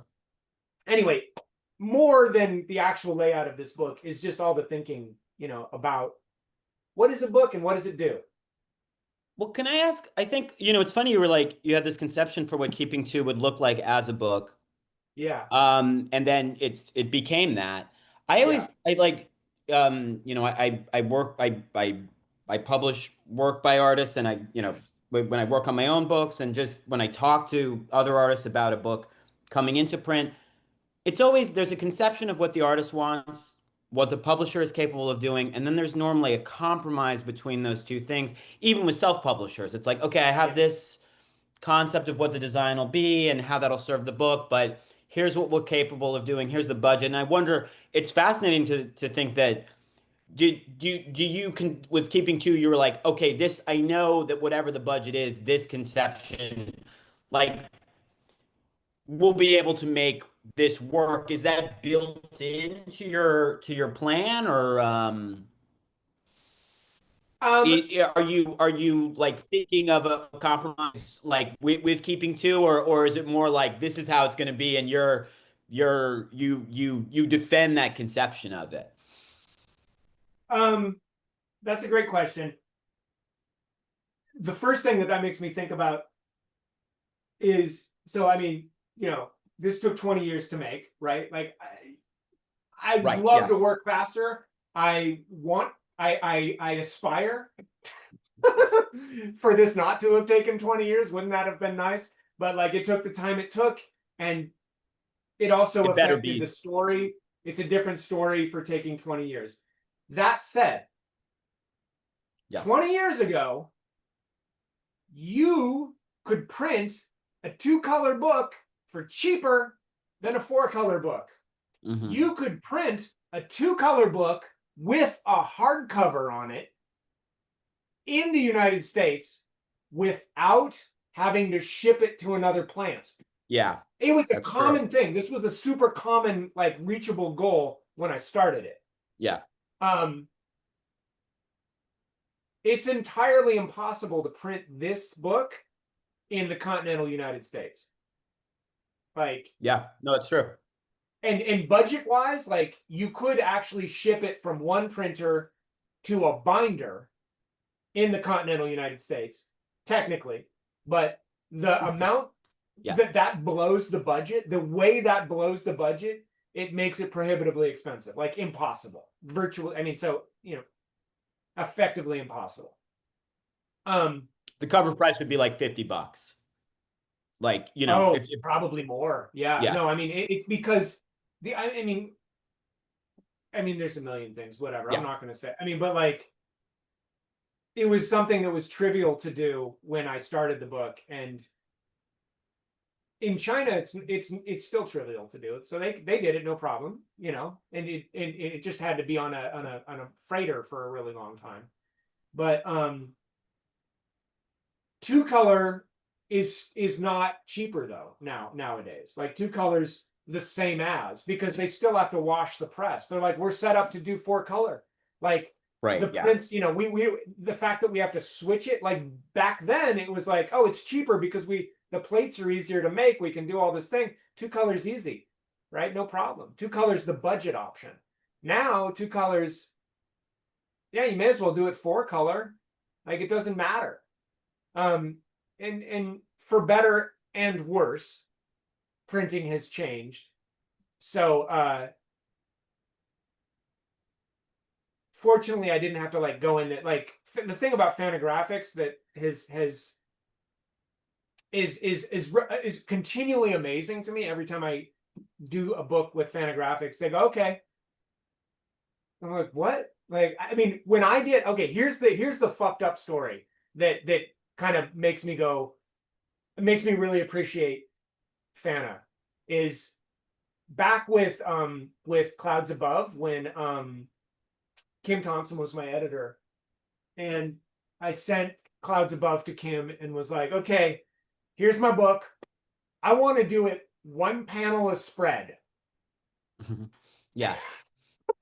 It Give me more pages. would have been this thick, full color, one panel a spread. I'm like, I think that would be really cute. And I think that'll add something to the pacing. Mm-hmm. And Kim said, okay. Yeah. That was it. That was the end. Like, and it was like, I was like, oh, so there's no fight? Like, I get like a 450-page book or something? Like, he just said, okay. I went and reflected on it, and it didn't actually do for the pacing what I wanted it to do. And so I did get to change it to still 2 panels a spread. Like, it's still like a little bit ridiculous. Like, it's like a picture book. Like, it's a very big 1 panel a page picture book, you know? And they let me do that. That's insane. I really appreciated that, you know? So well, maybe they're a sensitive publisher. Maybe they, and I think what comes through in this, and that I've felt in my experience of your work, is that some cartoonists like the form that the work will be published in. Maybe they'd have a preference one way, but the work is it's a bit more malleable when it comes to the printed form. Whereas I think Fantagraphics is very sensitive, as they should be, to your work, in that the printed form is crucial to the whole that you're creating. So maybe they're like, with Jordan, we're gonna make this. We're trusting, maybe not even like indulging would be the wrong word. It's like we're trusting that this is part of the work, and we're gonna. I mean, like goes like this is a really like. In terms of the production on that book, do you have a copy of that? I mean, that's one where they pulled out all this. yeah, It's beautiful. this is insane. No, this is, Yes. I mean, this is like, It's a really it was specially printed crazy. book. This is, they let me do the thing I'd been dreaming about this for, like the whole spine thing and like all the different paper stocks. That's nothing. That's cool. I really like it. Like, that was awesome. That was something I'd been wanting to do, blah, blah, blah. The thing about this book that kills me, that they let me do, was the cover. So the cover is 4 colors. It's CMYK with a Pantone spot of yellow printed on top of it, with a Pantone spot of fluorescent pink printed on top of it, then with a machine varnish over everything to seal it so it doesn't scuff the way literally every copy of Keeping Two had no machine varnish on it. They skipped them, not Fantagraphics, but the printer actually skipped the machine varnish and then told us that they didn't. But it's obvious that they did because it scuffs like you just look at it sideways and it gets scuffed. That's not what a machine varnish does. Anyway, a machine varnish over everything to keep it from scuffing. And then 1 pass of like UV matte cut out to be a whole bunch of different shapes and like this very particular like it's not exactly halftoning, it's like kind of just like spray texture, and then a pass of gloss UV coating in a different texture of spray. So effectively, when you run your hand over it, just when you're running your hand over it and when the light passes over it, you get all these different texture effects. That's it. Just texture. I wanted it to feel like a piece of screen print, like a piece of paper that had been screen printed on a bunch of times. Because it's a really nice, it's very saturated, all those things. They let me do that. And the printer had no idea what it took 3 passes with the same files to the printer for them to even do it, because they're like, these are wrong. You did them wrong. This isn't, you don't want this.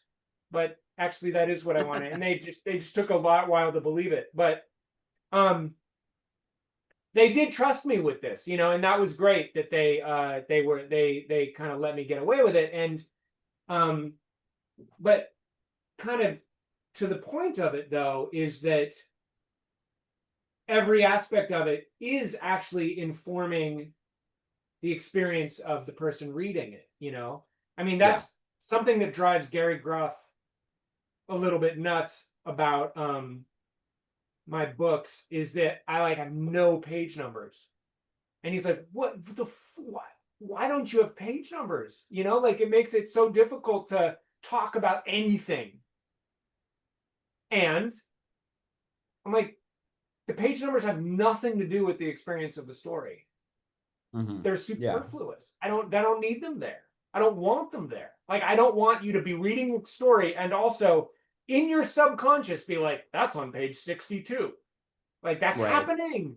Like, we're taking the whole thing in. And I know it's a small thing. It's a little tiny thing. For when you teach books, like with students, it is, you know, if I bring in Keeping Two and show it to Parsons students, would be nice. Page numbers do help for that when people are like on this page, but it's for the pure art of it. I understand. But watch what and just playing devil's advocate. They help for the specificity and for the shortcut. But what happens is, in order to talk about anything in the story, you have to speak about it in relationship, right? You have to speak because it's in context to something else. So you have to actually engage with the story to describe where you're at with the story. And that matters. I like that, you know? Yeah. And it's not that hard. You can be, you know, the part where like he jumped off the ship. You know that part. I'm thinking of that part. Yeah, it just takes 15 seconds. You know page 250? No. I don't know shit about page 250. Yes. No, you're right. You know? So that's true. That's a good defense. Right? So it asks for a relationship and a context to the actual story. You know, and it does make it hard to annotate and talk about in other books. But with pictures, you know, I feel like a page number in a book of text is different because a page number is also text. And that breaks down a little bit with images, you know, with stories that takes place entirely in images. Anyway, I think they're superfluous. I don't want them, so I don't put them in there. No. It messes up the pure poetry of it. It's kind of like you know what I hate in printed books, like websites and stuff. Like, even though the internet has been immersed in us for so long, like seeing a .com in a book. I mean, I accept it now. I don't have a big problem with it, but I still takes away something. So that's my pet peeve. So and page numbers are on every page, so they can take away from the whole, from every moment of it. That's how I feel about them. You know, I don't think they're needed, you know, with a comic. You know, like, I mean, there's a million great arguments for page numbers, but like, I just you know, it feels like one of those things. That's, you know, I've always been like, can we leave that out? Can we leave that out? One of the things I read about the copyright, and you know, copyright's bullshit, like on every level, on all the things. Like, wouldn't it be nice to make a living for 15 years off of a copyrighted thing and then have it be public domain? That would be cool. That's not what's happening unless you're very, very lucky. Right. And then the whole thing of like the copyright being extended for this many years after the person's death, and the Mickey Mouse and the this and the that, it's all a load of horse shit that like ultimately ends up inhibiting the cultural back and forth of, I'm going to steal this and I'm going to use it. I'm going to steal this and I'm going to use that. That's great. You know, that should be happening. But for all the bullshit that copyright is, the declaration of copyright, I read, was also unnecessary because a work by its very creation is copyright. So declaring the copyright is redundant. So I'm like, can we get rid of that? And Fantagraphics pushes back a little bit on that.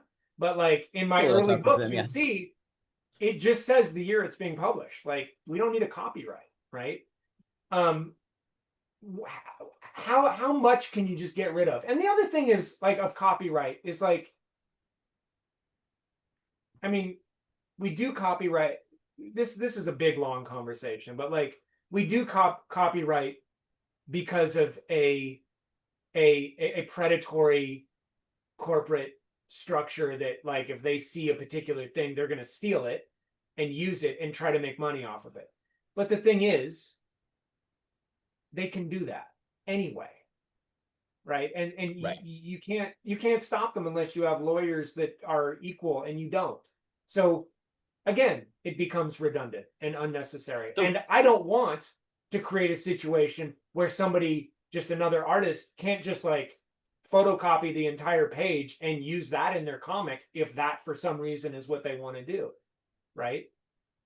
And if I'm also like following the line of this conversation, Yeah. it feels like also for you a big thing about copyright is just what's on the printed page, that declaration taking away from the pure art of a publication. That seems like the through line with all of this. And I'm going to ask you just a couple of bigger picture questions now, and this is going to relate to that.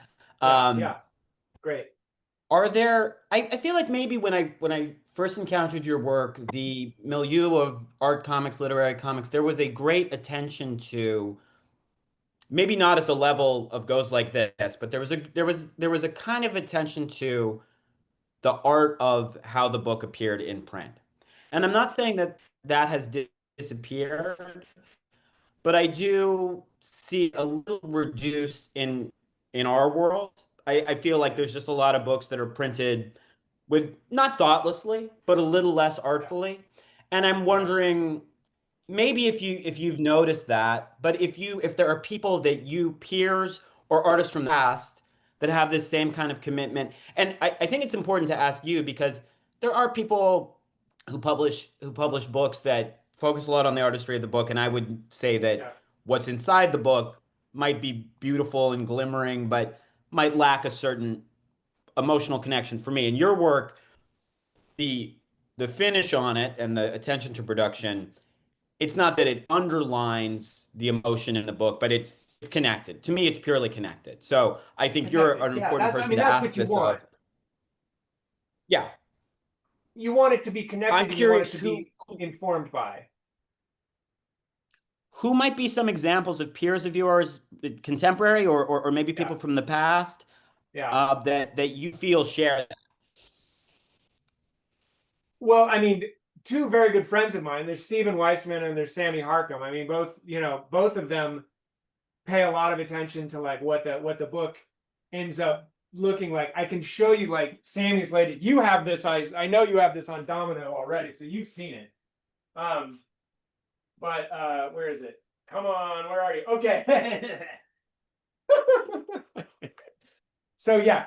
So the latest issue of Crickets. Yes, the new issue of Cricket. Don't Yeah. fall. The latest issue of Crickets. Sammy called me up and was like, I really want to print blue. Like, how can I make a really blue? Right? And I was like, holy shit, I've been waiting for this. Like, I mean, I'm not jealous is the wrong word, but this is fucking awesome. Like, this blue, this does not exist. You can't print this with CMYK, right? This blue right here, this depth, and this like really solid blue is the result of like something I've been really wanting to do for a really long time. So blue is one of those colors that like red is also kind of hard to get at, like a really intense red. I mean, if you look at like old comics, they were printed with this awesome or old books in general, they were printed with this amazing ink that had a fuckload of lead in it and was really opaque and really, really, really, really, really pigment dense, right? And so to get something that's pigment dense really requires some effort. Not, well, it maybe know-how is the better word. So so the way this was done, and this, again, so this is a 4-color, everything's done in 4-color, pretty straightforward. I mean, Sammy does think about like, what is this going to look like? And that's something him and I do talk a lot about, how nice, how kind of like imagining what the book is going to be can really help just move the book towards being done, because you kind of imagine, it's going to be this big.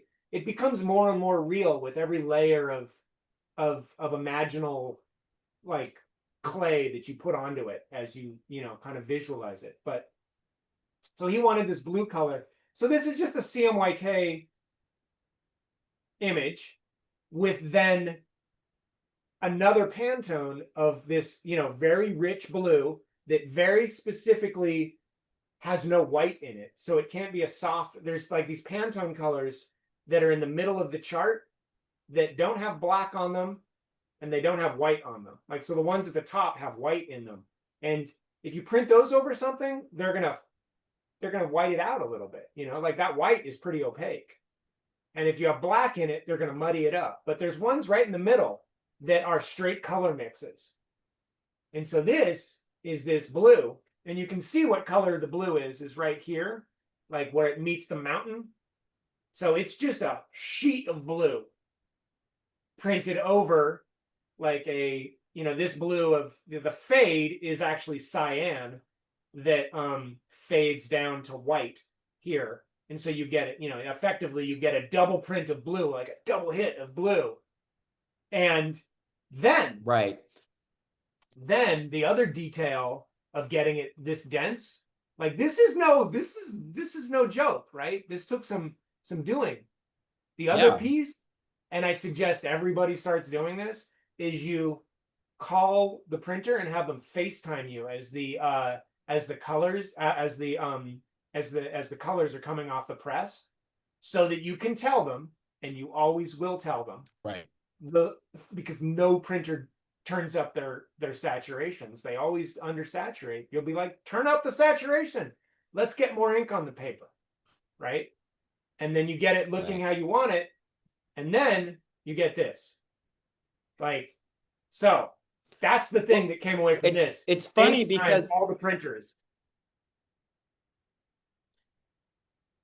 there was like an image before Alvin Buenaventura passed away. I saw like a Yes. production image of him with a magnifying glass for like a Tim Hensley comic he published. And I don't think a lot of people are doing, like, you're describing how to get color on Sammy's work exactly right. Yeah. Well, I think we just lost I think we lost Austin for a second, but how to get the color on Sammy's book exactly right. Well, this is by large publisher, just kind of like, it seems like they're just plopping color in and not worrying about it to that degree. So I just think that there's a certain kind of, like, for lack of a better word, your generation or your artistic peers care about this a lot. And I wonder if you see maybe decline in interest on this, or decline in that kind of care towards the final. I mean, I don't want you don't have to talk shit on anyone, but I wonder if you've noticed like a decline in a kind of attention to that process of production, or that process of making a work of comic art. There might be some difficulty accessing the knowledge to do that, but I mean, it doesn't seem like it's changed much. It seems like for the most part, most people aren't that concerned about it one way or the other. You know what I mean? For better or worse, it just seems like most people are just like, now it's printed. I have noticed that a lot of kids, I say kids, like, meaning like around the age of 20, like, are actually really attentive to the handmade aspect of things. Like, oh, I actually don't want this to be smoothed out or fixed or made somehow more polished. Like, I want there to be this hand hewn roughness to it, and really an appreciation for all of the, like, kind of warts that come along with not making something on a computer, not desktop publishing. You know what I mean? Like, that seems to be something that's coming up. Like, you know, a lot of people are using Riso. Like a lot of the younger people are using Riso, which is like,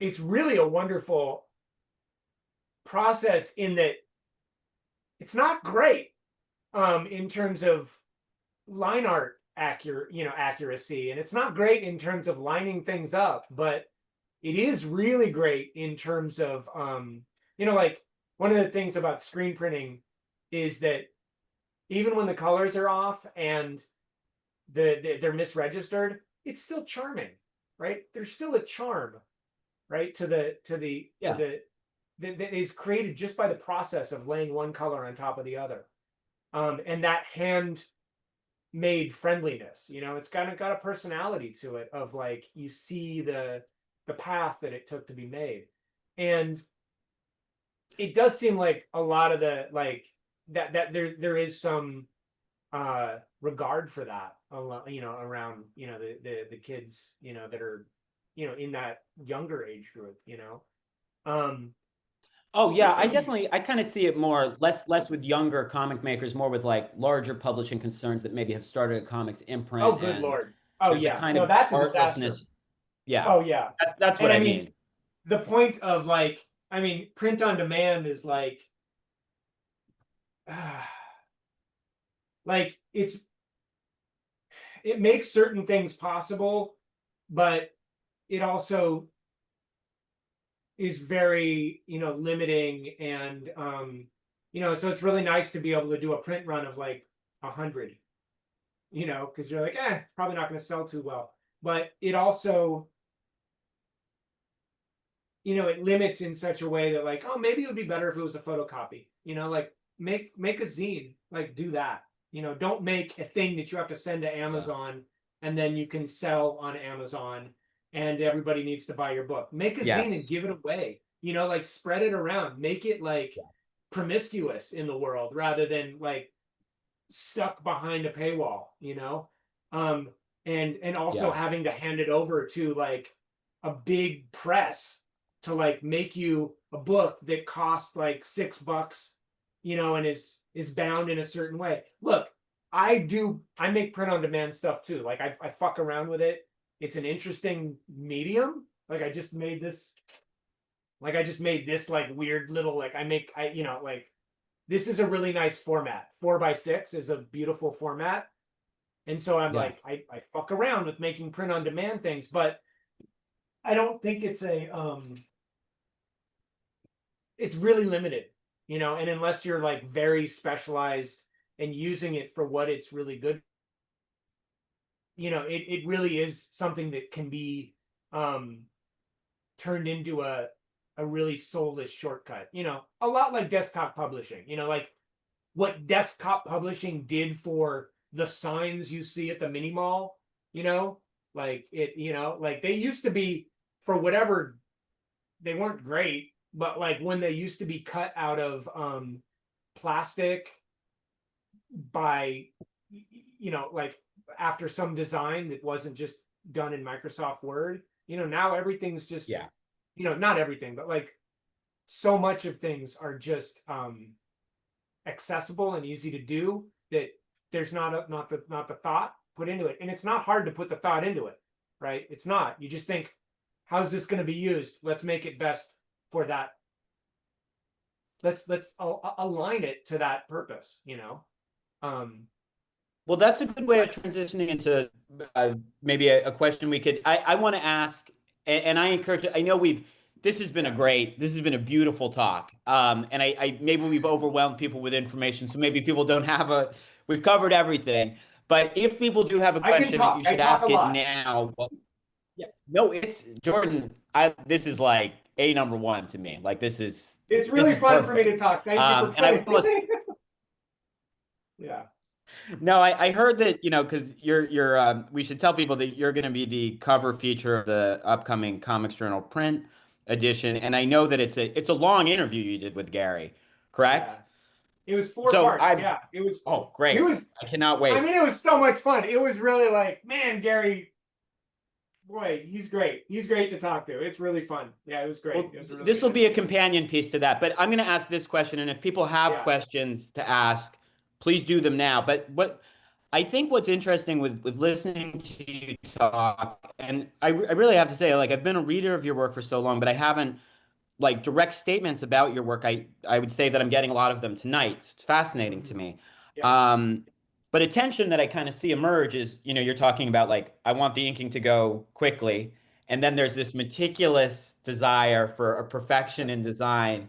And Uh-huh. keeping to, I remember, I think part of what was so exciting about sitting down and reading that work and being so happy that I loved it as much as I did because I'd been anticipating it and I had a lot of expectations for it. And that's kind of sometimes that's the recipe for like, you know, Yeah. like that Disaster. not being as beautiful as it could be when you read it. Disaster, Yeah. yes, but it was not that way at all. But I Yeah. wonder, yeah, if there's a tension because you made a point of mentioning wanting to work quickly in the inking phase. Or just have that kind of spontaneity of storytelling. I mean, I'm not doing Yeah. justice to what you said, but I wonder if you feel that tension as in your career, as you have this desire for maybe things to read quickly, Yeah. for there to be a kind of spontaneous execution in the inking, but then your projects do, and I think it's warranted. It takes a long time, but I wonder if that tension becomes an issue for you, or what you think about that, or if you see that as a tension. Absolutely. No, I mean it's more of like a life tension of like there's cartoonists like Dan Clowes, where you know before I even started drawing comics, he was just like plowing out amazing stories, just like blah, Yeah, just very productive. constantly. Jaime puts out, Jaime and Gilbert are like blah, I mean it's fast, Good I mean impression. relative to my own speed, it's fast. I will say that like I feel like now, what am I, 52? I think I'm 52. Um, I'm starting to come into the ability to draw comics. Like I Mm. feel like I'm like, oh, there's some things that are clicking that are making it more fluid for me. I hope. I mean, we'll see. I could be totally wrong, but like, um, just a sort of like I was saying, like a practical thing of you're telling a story. This is a story. This isn't don't think of it like a bunch of drawings, one after the other. That's not what it is. It's a story. And there's a certain, you know, where you can drop things away, where things don't have to be there. There's a certain speed. Like one of my one of the things I'm constantly struggling with is backgrounds. I'm like, man, like, you know, the thing of where somebody's standing in a city and you start drawing the background and you're just like, oh, the street goes all the way back, so I have to draw it. Oh fuck. And then there's the tree. Oh, I'll put a corner there. Oh good, so then you can just finally put an end to that street. You don't have to draw the street at all, right? You can just draw the figure in the foreground, right? That's taken me a long time to get to, right? And to have the faith in the integrity of the story pulling somebody along. Like basically, I had to read, I had to read Love and Rockets. I mean, Sammy does this, Steve does this. It seems like everybody who knows how to draw comics knows that you don't have to put in the background all the time. It's a Yeah. story. The reader is carrying the background with them, right? Um, so me learning how to interact with what is the background really has facilitated the movement of not getting hung up on each panel, um, and having it and viewing it more of a story. Also, I will say that like drawing with the pens has made the process of drawing like joyful. I think is probably the best word. Like it's not exactly, no, it's not the best word. It's I'm present when I'm doing it Right. to what the image that I'm drawing is, right? And that seems like a really small thing. I'm present to like the image as I'm drawing it. Like, but it really makes all the difference because it occupies all of my attention, right? And that means that the drawing has this life to it, you know? It's really, and it's Yeah. really fun to do. Like fun, again, it's like, it's not the right word, but it's like there's this engagement to it as it's happening that is very compelling for me, right? Oh yeah. Like it's being carved into granite, you know, like it's happening and it's looking like an image in a comic that I'm gonna, you know, that feels solid, you know, it's like it's saying something, and it's like, and doing one of those after another, this says something, this says something, this says something, it feels really good, right? And so, like I was saying earlier, like that pace of being in a story as it's happening and not exactly sure where it's going is a really exciting place to be. And it's not exactly not sure where it's going, but there's, I guess I mean, like, becoming conversant with that level of uncertainty and kind of repeating to that every day and just following it as far as you can tell what's going on really creates like a conversation, you know, that's really exciting to be part of. And so, like, yes, I aspire to this thing where I'm as far ahead of myself as I possibly can so that the part of me that's writing the story almost doesn't know exactly how to keep up, you know? Well, And could I yeah, translate it into what I'm picking up on yeah, as maybe a summary of that? You can tell me how I'm getting this yeah, wrong. Um, it seems like maybe a way to explain the tension is that, you know, you mentioned work that's labored and not liking when things look labored. It yeah, feels like for you to have that rapid, for readers to have that rapid recognition of story for you, the yes, work to make it look that way, or to make yeah, it to make you work that way, that yeah, takes a long time.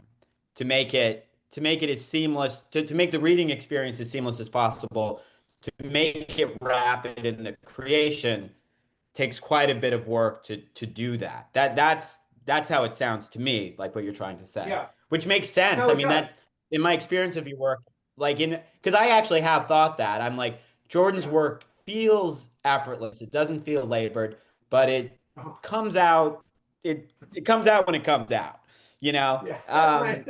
And it's always Yeah, a pleasure, but I think now, like that's how I would explain it to myself. Like for it to feel that way and for it to feel spontaneous, yeah.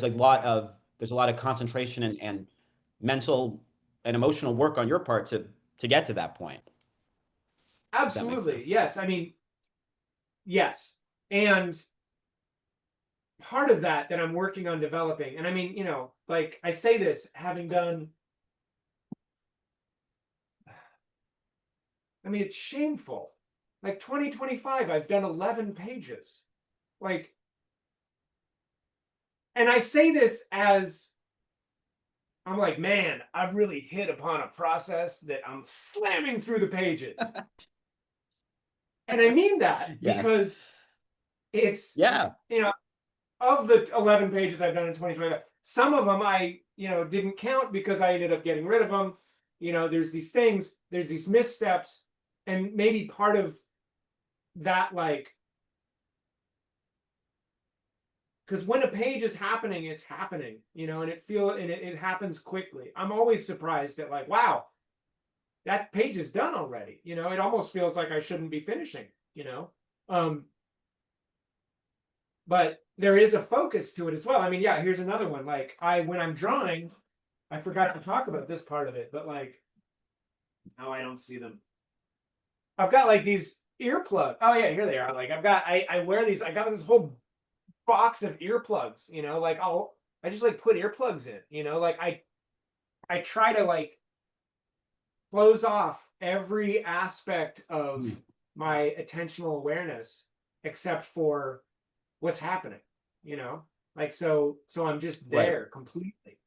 I mean, when I used to draw, I would sometimes listen to podcasts or, you know, watch things.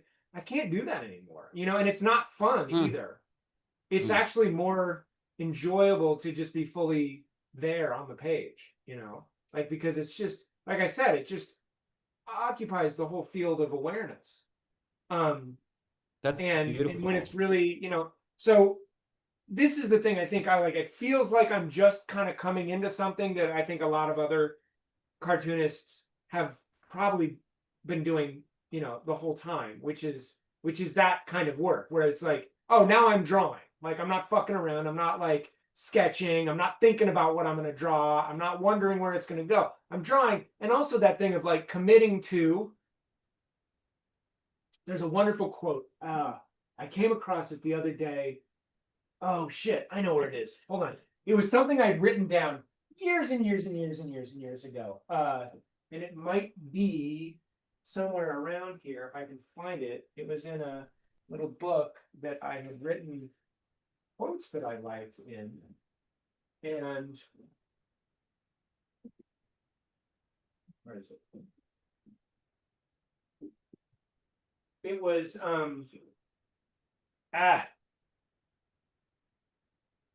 It's okay. somebody, I'm sure, somebody very notable who I don't know their name at the moment. Somebody notable to Chris Ware said, I'm paraphrasing, like, you have to be like fully prepared to follow a stupid idea all the way through to its conclusion. And I liked that, but so, like, you know, when you're drawing something, you know, when you're like on the subway or something and you're like, I'm gonna draw that person over there. There's something about them, I'm just gonna draw them really quick. If you just do a rough drawing of them, it's not gonna be good. But if you do a drawing of them where you draw and it doesn't look right, and then you keep drawing and it doesn't look right, and then you keep drawing, it still doesn't look right, but you just follow it all the way through, and then you know, finish the silhouette, finish the hand, finish the thing, it's a decent drawing. It ends up being fine, right? If you follow it all the way through, which that works like that with story too. And that kind of thing. So the way I look at that is, so one of my favorite ways, one of my favorite words, one of my favorite words and descriptions of many functional effective processes is stochastic. Okay? So stochastic is, you know, so that's a way of printing. That's where like if you're printing stochastically, it's like stippling, right? So, you know, you'll put dots down, right? It's also called so like halftones are AM printing, amplitude modulation. So they get bigger or smaller, the dots. So if they're darker, they're bigger dots. And if they're smaller dots. However, stochastic printing is FM printing, frequency modulated printing. Now, this is the same for FM and AM, like radio signals as well, but like frequency modulated printing. Okay, so the dots are all the same size, but their frequency changes. So if you want darker, like, there's more dots, right? Frequency modulated. Okay, so stochastic, we think stochastically. Like, I think stochastically. If you're trying to remember something, right? You're like, it was that thing, you know, it was like, it was February. You remember it was February and it was raining, and you know, it was like a green exterior to the restaurant. And what was that person who we were there with? Like, you're filling in details. Here's a detail. I remember this detail. I remember this detail. I remember this detail. I remember this detail. And suddenly, oh yeah, it was Frank, right? It was that guy Frank, right? You remember it, right? And so memory is stochastic. And so like, so are the good parts of a drawing, right? All of those little, like, you keep drawing, they add up to making like an okay looking drawing. With a story, similar. Like, I think, people talk about like, the thing of like, like a movie. If you've got like 4 or 5 good scenes in a movie, you're gonna remember the movie as like, yeah, that was a good movie. I liked it. If you've got more than that, great. But like, if you have a couple of really good scenes, you're gonna have a good movie. And then there's the interstitial stuff, and it's here, but the more of those scenes that you can get, right, the more the narrative has resonance and feels like something that you want to engage with, right? Yeah. And so, And seeing it through.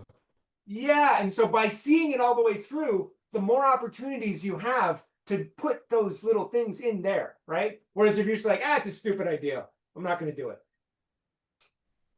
That's one big amplitude modulation. Bleh. Flush, right?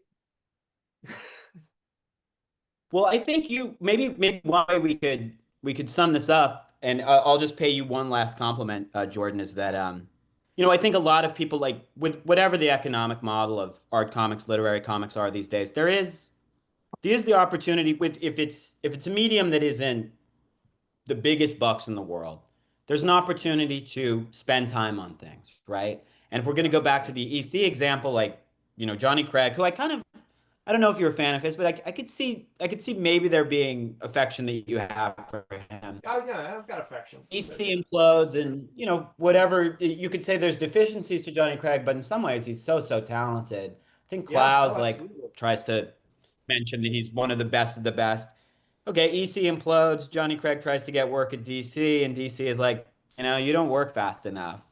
And he works pretty fast, but not fast enough for that production rate. And Yeah. I think so much of comics history has these casualties of incredibly talented, patient artists who just, they couldn't do 20-page stories every month, or maybe even 8-page stories. And so I think in Right. our world, I think a lot of people push themselves to work quickly out of maybe some kind of mimicking of an economic model that they're not a part of or doesn't really exist anymore. And I think Right. to take, what you're talking about is really taking the time to see something through to in accordance with what you do.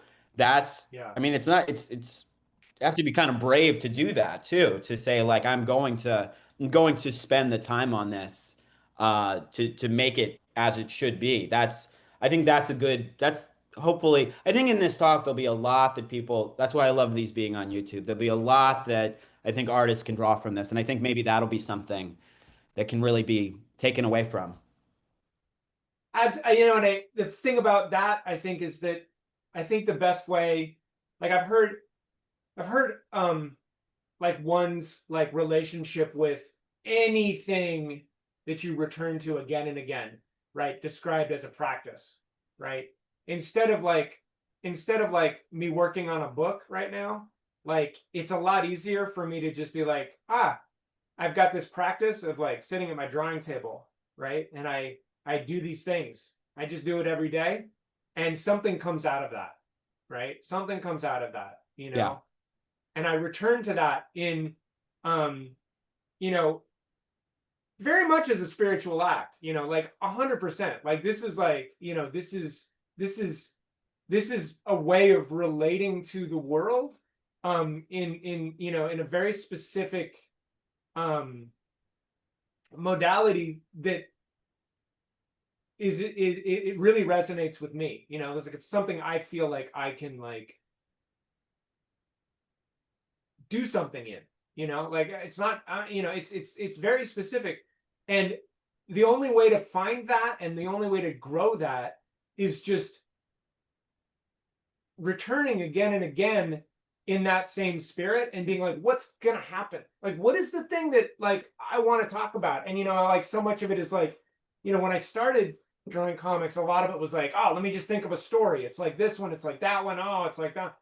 And that's not the point, right? That's not the point. The point is like, what comes out of my life outside of comics, you know, it's everything else, just the world that as we go about living our lives, you know, like what are the things that are like preoccupations of mine that want to be here, you know? And that's what like you know, that's what the thing of like showing up, I'm like, I'm gonna show up for like a couple hours every day. What happens from that? Right. What is that? You know, what is that? And not putting any like precondition. I'm working on a book, and if that book doesn't sell well, then I'm, you know, I've failed. That's totally not the point. It's I really like story. Like I feel like storytelling itself, just storytelling. Like how many lifetimes does that take to like really, really, really comprehend, right? And then you have drawing, right? How many lifetimes does that take to do well, right? And you know, like, so all of these things, I'm like, I just really like doing them, right? I want to tell a good story. I want to draw in a particular way. I want to do that really well. And I enjoy doing those things. Like it's a set of actions that I want to repeat, right? And so I don't want to attach a bunch of bullshit to those actions like, well, you know, economically I need to do this and this, I need to do that. I want them to be like, I mean, they're very important. I'm not fucking around, right? I'm not like just being like, nah, whatever. Let's see what happens. I'm not fucking around. Like, I'm really serious. But I also, like, is it inconsequential? Like, I don't want, like, I'm like, it doesn't matter what the consequences are, right? They're going to be what they're in. I'm going to show up how I'm going to show up. Whatever happens, happens. It falls on its face.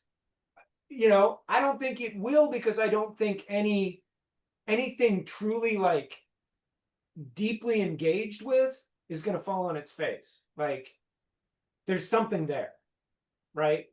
It's not just a big firework that you light and are like, well, it's a dud. That's not, you know, that's not how it works. Like you show up and you speak the things and you put the things that you're sitting with in your life into the story, and something happens. Something comes of that, right? And even if it, you know, the only thing that comes of it is that you get to do that, that's pretty great. What a great, I mean, for me, what a great way to spend a couple hours every day. Yeah. You know? Well, that is beautiful to hear, Jordan. And this whole thing, as you know, as a big fan of your work, it's really I appreciate how vocal you can be about this stuff because I think a lot of people, even if they have these thoughts, maybe they're not as I really appreciate you sharing this with us. And I think we got to bring you back for another season to like maybe be in conversation with someone. We'll bring Sam. We'll have you in conversation with Sammy, and we'll play the the part you. No, it would be good. It would be good to have you and Sammy talk about things, or you in conversation with someone else. That would be a beautiful thing. We'll So argue with each other all the time. It'll be great. no, but we could no. There could be a good Yeah. there could be a good person to pair you with. I It would would just be want to really hear fun. more from you. I could talk I could talk about this all day long. I love it so much. Like there's and it's not even like I can't even make sense out of it really. Like there's just something about the line and the story. It's like, man, I love it. And books. Like that's the other thing. Like that was one thing I just if I could really just like one of the things is just like I wanted to talk a little bit for 1 second, really, just Yes, about like these yes. little books that I've made, right? Like they're just like there's this little like I mean they're tiny, right? Like there's these I get a bug in my ear and I'm like I want like just the thing to feel like something you can like I remember that. I remember that one. bring with you and have like it's like a friend, you know, like you can just tuck it into your pocket. Yeah.